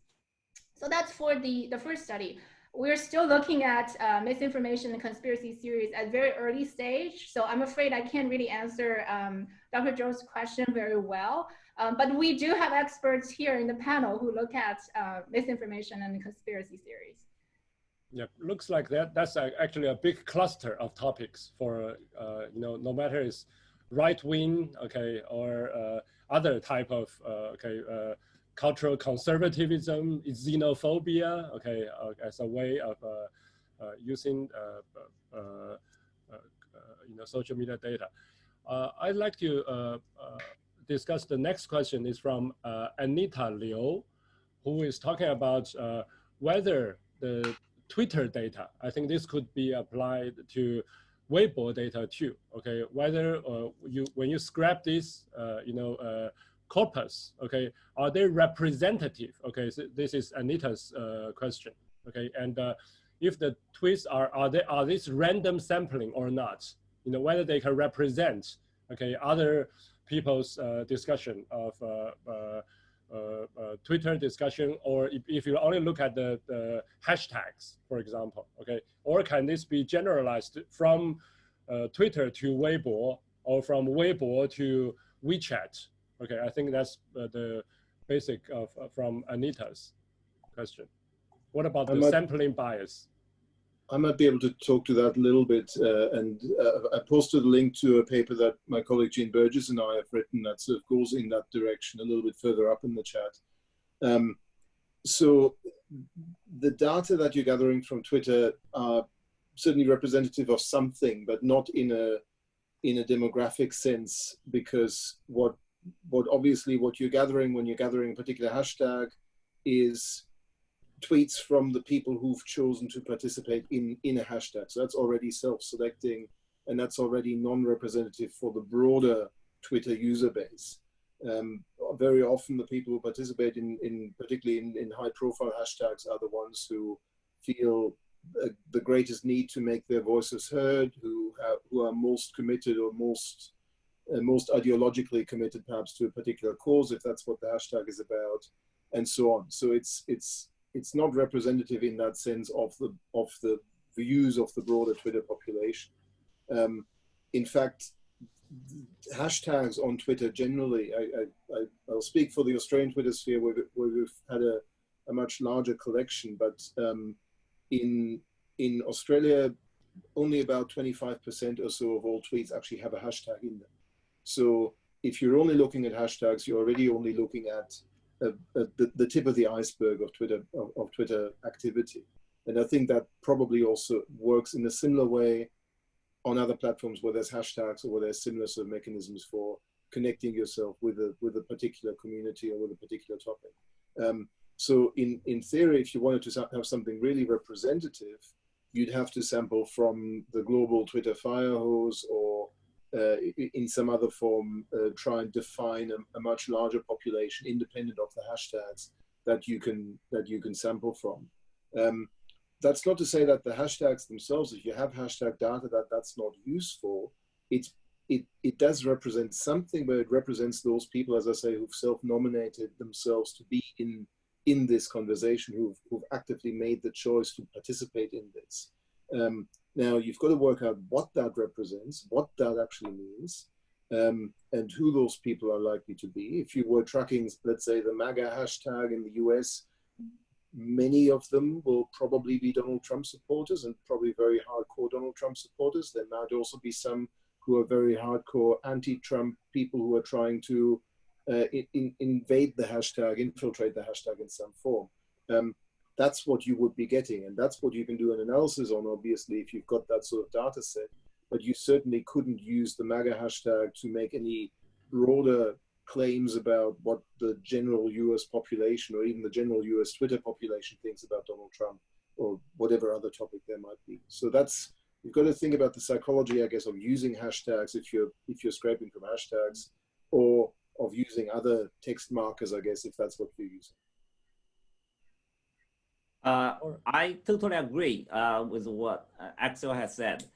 Hashtag or any sampling of tweets or from other social media involve multiple layers of self-selection. So then what do we do? And minimally, we need to triangulate, as Cindy said minutes earlier, triangulate with any possible publicly available data. For example, if you study tweets in the US, perhaps, or some other places where there are still strong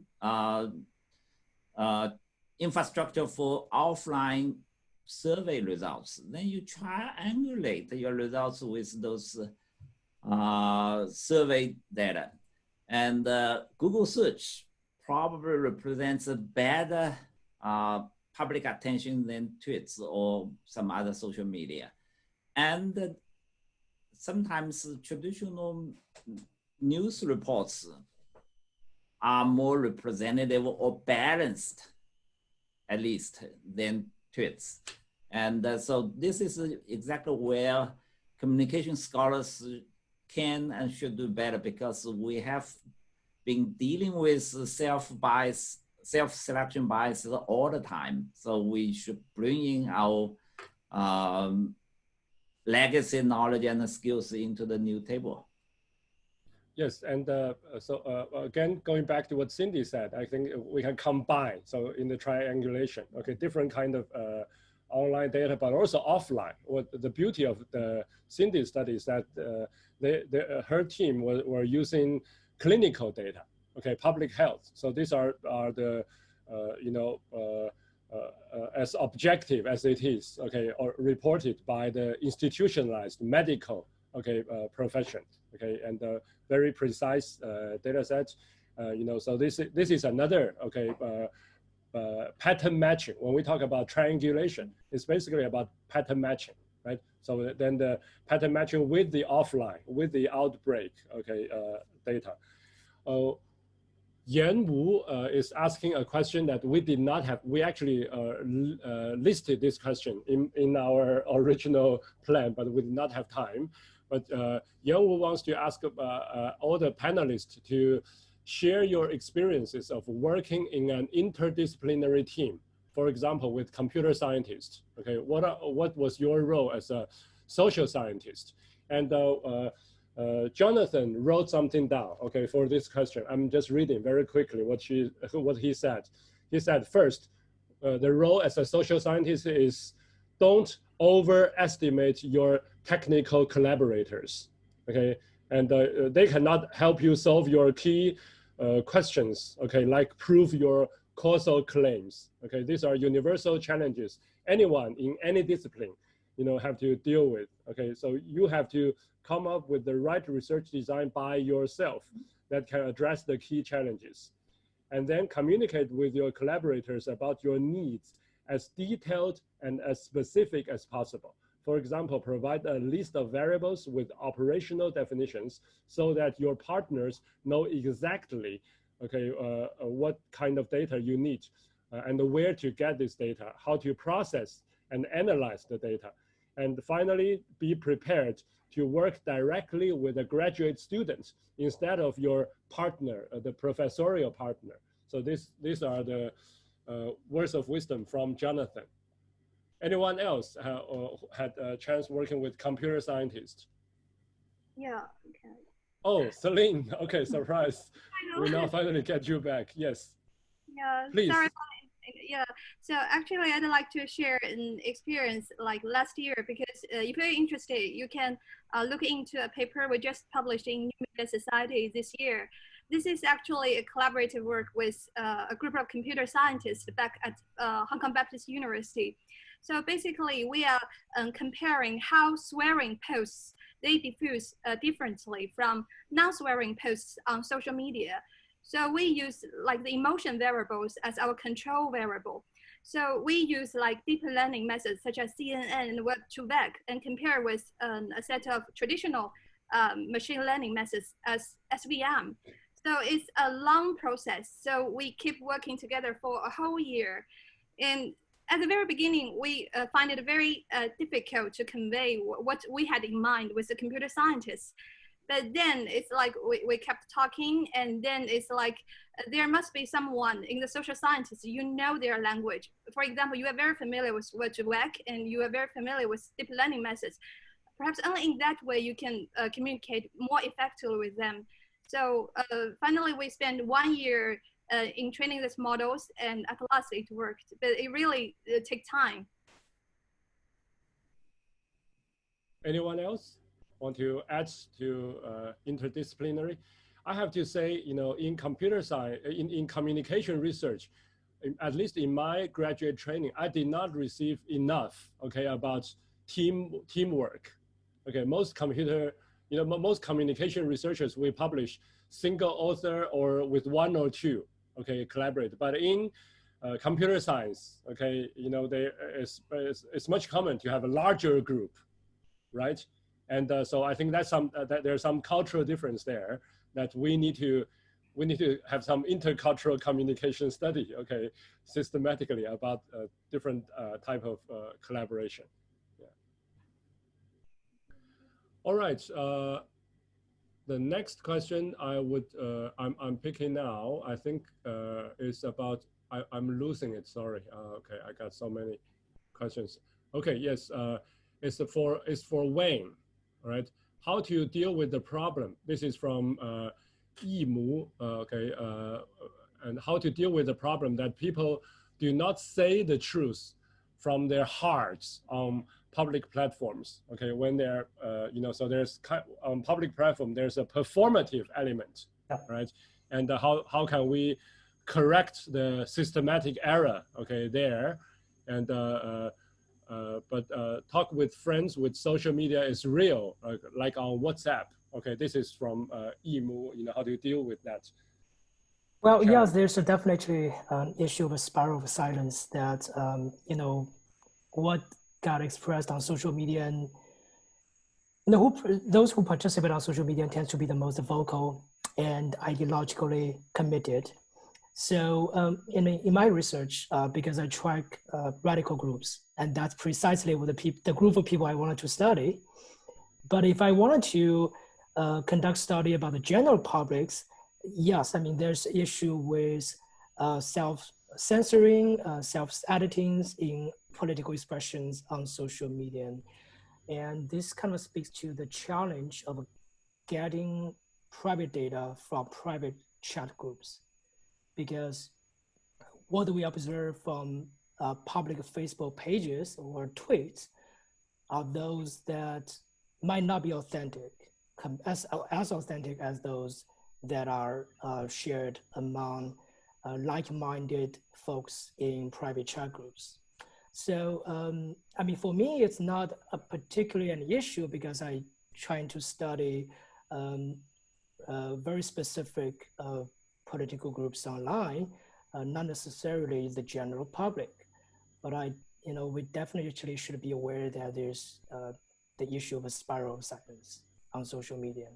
And one thing we can do, we can mitigate that issue, perhaps, is to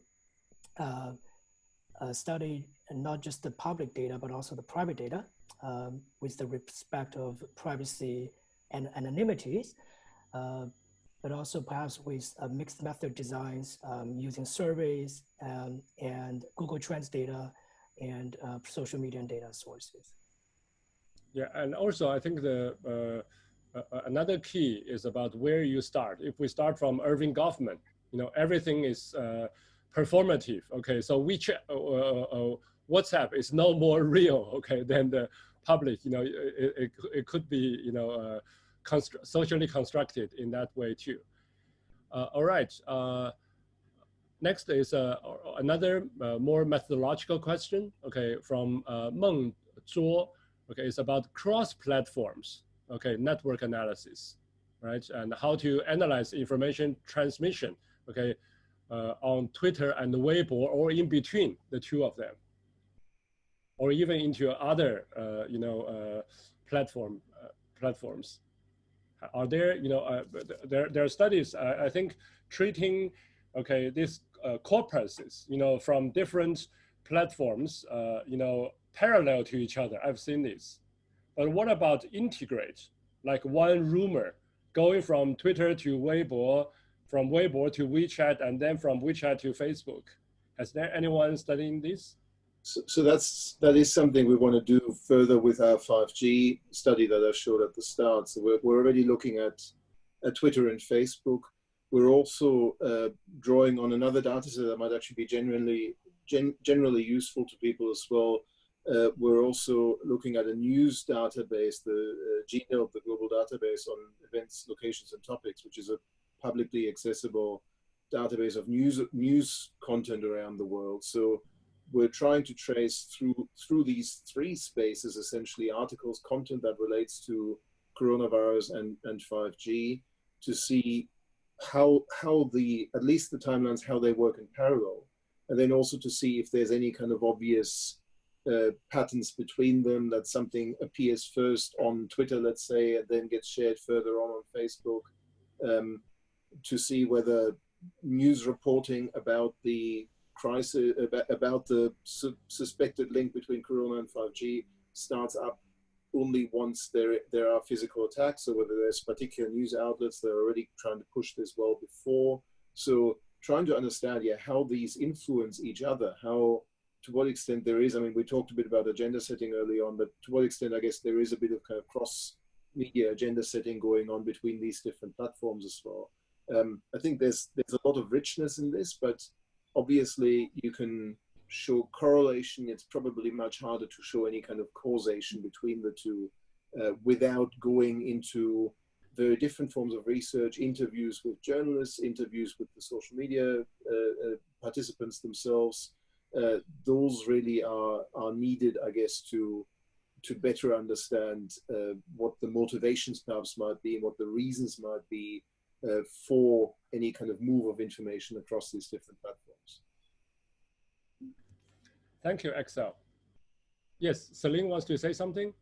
We are actually doing a study on Zhihu. So we are looking into a group of Zhihu users who are just contributing to the entry GMO, the genetically. Yeah, Zhihu is like Quora, okay, basically, yeah, in Chinese, yeah. Quora-like the platform in the context of mainland China. So we are also collecting on all their information on the Weibo. It's like, so we are using their Weibo data because we are doing another study on the algorithm training. So we happen to have their Weibo data sets. So we are just trying to combine these two data sources because they are kind of knowledge workers in the context of producing the knowledge about the GMO as the grassroots knowledge workers. But it's like their Weibo data sets now, according to our very preliminary findings, it's like their daily posts tend to be very useful in just training these features to get to know more about these knowledge workers. Thank you, Celine. Okay, it's almost time. Our official, finish time is in 1 minute. Okay, I think we have to go a little bit beyond that. And the last question, sorry, we have so many interesting and great questions. We cannot finish all of them today, but I'd like to do something unusual. I'd like to finish with the last question from Cindy. Okay, I think Cindy has contributed so much. Okay, all our speakers has contributed so much, but Cindy now wants to ask everyone. I think this includes all the other panelists, but also the audience. Are there communication questions worth testing in the context of COVID-19, but have not been mentioned, okay, or studied yet? Okay, I think we started today's discussion with agenda setting. So in addition the question that I'm particularly interested in is to looking at the onset process to see whether the traditional media and the social media play any role at all in alerting the public or pushing the government to respond. How much of the responses are rational and how much are actually overreact? And so I think that we all agree that this thing is not going to be away. It will come back. So the real question is how we can prepare for the next big one, either a new one or the returning of a second wave, third wave, or whatever end wave. And so to learn valuable action plan from the recent history. Thank you. Yes. Any other suggestion about communication questions to test? So might not necessarily be a communication question, but a theory that I'm pretty much interested in is called moral foundation theories, because my broader research interest lies in political divisions, ideological divides, and the moral foundation theory kind of explain that the reason we are divided over politics and religions is because that we embrace different moral values. And I think COVID-19 presents this compelling case to study what kind of moral frames, moral values people embrace when they think about COVID-19. And this could be related to institutional racism, social inequalities, xenophobia that is expressed on social media. I think that we have a data set and that we can see that what people are talking about, what kind of thing they tend to focus on when we think about this broader public health issue. Yeah, in a way, this seems to me like the flip side of what Jonathan talked about as rationality. Rationality is supposed to be something that can go under different, moral theories. Right wing, left wing can all agree 1 + 1 = 2. All right. But what Wayne is saying, actually, now there's also in social media world, sometimes this could be rationality, could be other type of inclusiveness or democratic principles. Now they are, put underneath the carpet was pulled out. All right, so they are completely polarized. Different opinions. Expressed. Celine. Yeah, so I want to echo one point because I happen to doing like a comparative analysis of Weibo data sets and on about climate change, as well as Twitter data sets on climate change using the moral foundation theory. Because last year I was at CommResearch, so we were working actually to test the moral foundation theory using these two data sets. Because in moral foundation theories, there are mainly 5 moral foundations. So 3 of them is like individualizing moral foundations. It's like the Westerners, they are more likely to use this kind of moral reasoning in sometimes in advancing their points. But it's like for loyalty and authority, the 2 moral foundations are more likely to be used by Eastern Asians. So now we are now building our own dictionary according to these 5 moral foundations. So we want to see whether it was like kind of Weibo users, when they talk about their standpoints on climate change, they are more likely to use like kind of like collective moral foundations, like authority and loyalty. And whether it is true for those Twitter users who are based in the United States, they are more likely to appeal to those kind of individualizing moral foundations, such as like fairness in advancing their climate change points. So now we currently have finished build our both series in Chinese and in English, and our preliminary findings is indeed like Twitter users based in the United States, they are more likely to appeal to the moral foundation of fairness in advancing their viewpoints on climate change. No matter whether they were liberals, Republicans, were both true. But in Chinese, they are Weibo users, they are more likely to appeal to the authority frame in terms of moral foundations. So I also find like moral foundation theory very, very useful in using social media data sets when we look into the issue of climate change. All right, we have to fast forward a little bit. Can I give 1 minute to, yes, Axel, Cindy, and Wenhong in response to this question? Yes. I just want to throw something entirely different into the mix as well, because we've talked a lot about communication here in a very rational kind of sense. But one of the really interesting phenomena, of course, in all of this, particularly as people are in lockdown and can't go out and can't socialize, is the social aspects of social media. The way that people have used social media for supporting themselves, supporting others, getting together virtually in some form. The rise, for instance, of platforms like TikTok during this time for just sharing, stupid videos. Those sorts of phenomena, this sort of rapid evolution of new practices, of new memes, of new forms of content, I think there's also a really interesting range of studies there, I think, that can be done to really trace, well, how does this work? How does that evolution work? How do they spread across broader networks? And what effect do they have on people's sanity, ultimately, on people's ability to kind of to keep it together and keep together amongst themselves as well, to continue to socialize. So what Axel is pointing to is, I think, is another reverse side. Okay, now that we talk about the moral foundations, individualizing, and as even foundations for hate speech. Okay, but then the other side is what Mary Beth Oliver would call the self-transcendent. Okay, so we use TikTok to get a better sense of community, okay, or empathy, or to express solidarity, okay, like what we are doing right now. So it could be uplifting social media experiences, right? And which has also, there has also been a long tradition, not as big as a tradition as the study of negative irrationalities in communication study, but then there are actually a long tradition in communication study to look at how media are playing a positive role to create sociality and community, okay, through social learning, for example, pro-social behavior. Celine and I, we were talking about the other day. Yes. Wenhong? I'm thinking about mainly two questions. First, is this perceived and a real impact of AI? And now this pandemic has been around for about 5 months, right? And we can also see a lot of positive things AI can do, but we also see a lot of limitations. But in many countries, we see that the next round of development will come from investment, both from the government and from corporations.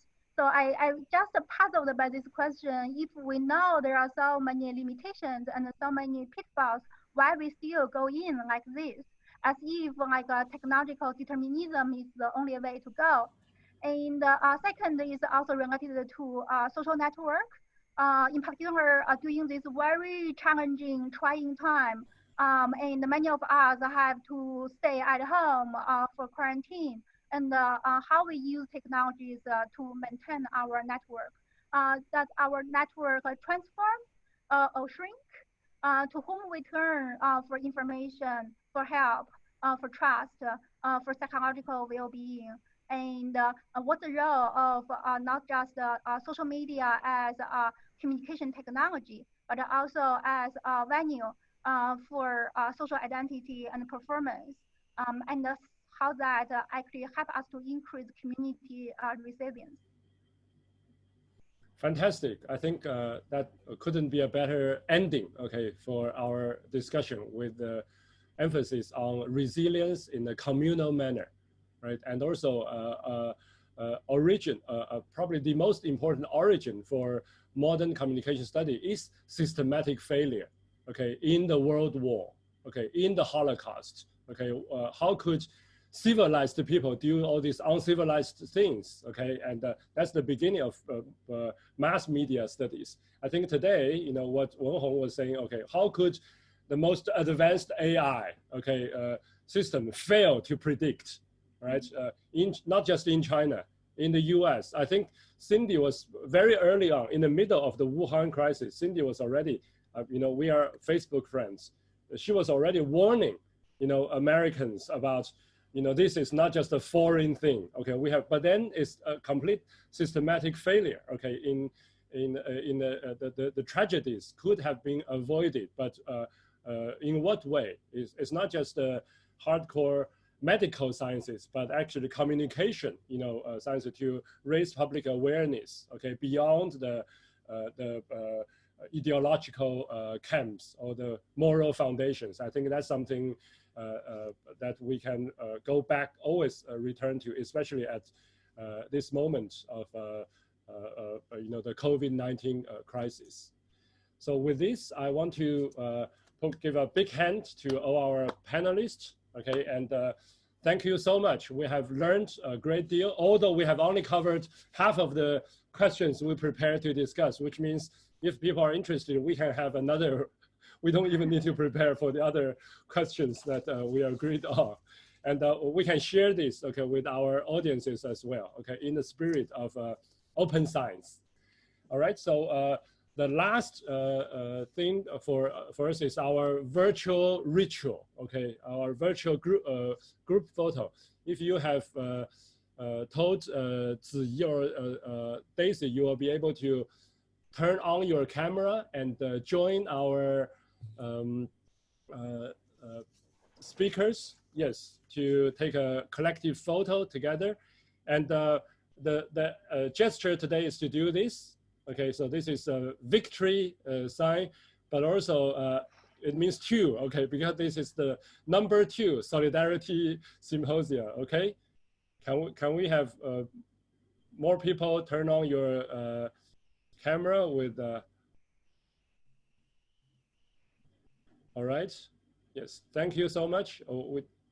Are there more? Daisy, are you taking screenshots or you want me to take screenshots? Oh, good to see Shuhua.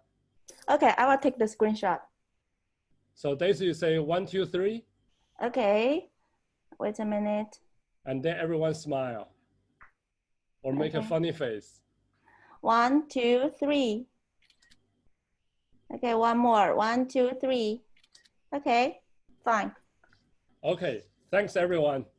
See you next time. Next week, we will have our third Solidarity Symposium, which will be a practical training for, it's not academic research, okay, it's practical training for non-violent communication against racism and hatred. And it's called the dialogue with hate and fear, okay, at the time of racism, okay. They will be bilingual if you want to join, or if your family, okay, your kids wants to join, okay, you can choose to join the English session or the Chinese session. The content will be identical, okay, but then they will be delivered in 2 Zoom rooms.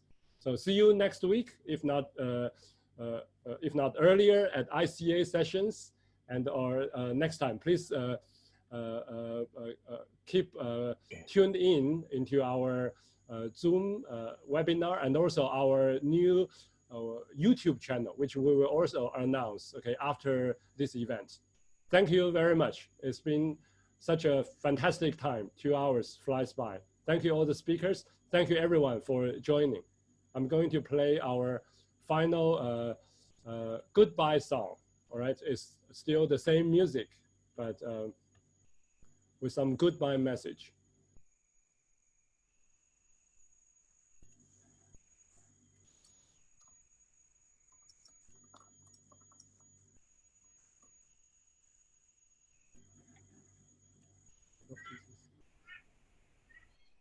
Sorry, my. Okay, bye everyone. Bye. Bye, Thank you, everyone. Great to talk to you all. Great to talk to you, Axel. Thank you, Jack. Thank you, Jack. Thank you, Celine. Yes, thanks Thank for you all. organizing. Bye. This final music will be 3 minutes. You can feel free to go now.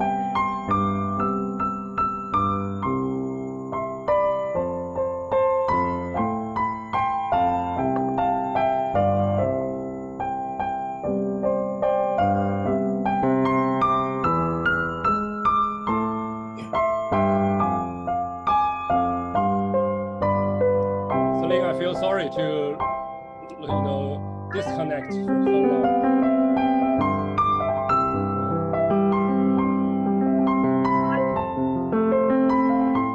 Yeah, but next time we will have you host another one. Talk more about your research.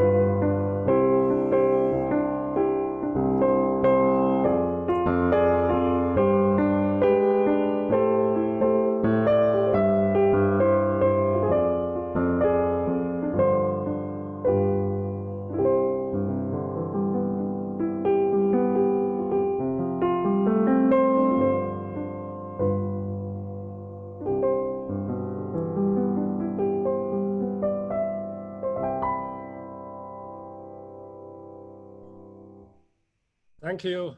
Bye. Wayne, you can go and grab a beer now. Next time, I owe you Enjoy a the beer. snow. Okay. Yeah. All right. Thank you. Take care. Thank you for having me. Yeah. Yes. Bye. Take care. Yeah. Take care. Celine, good luck with your quarantine. Bye.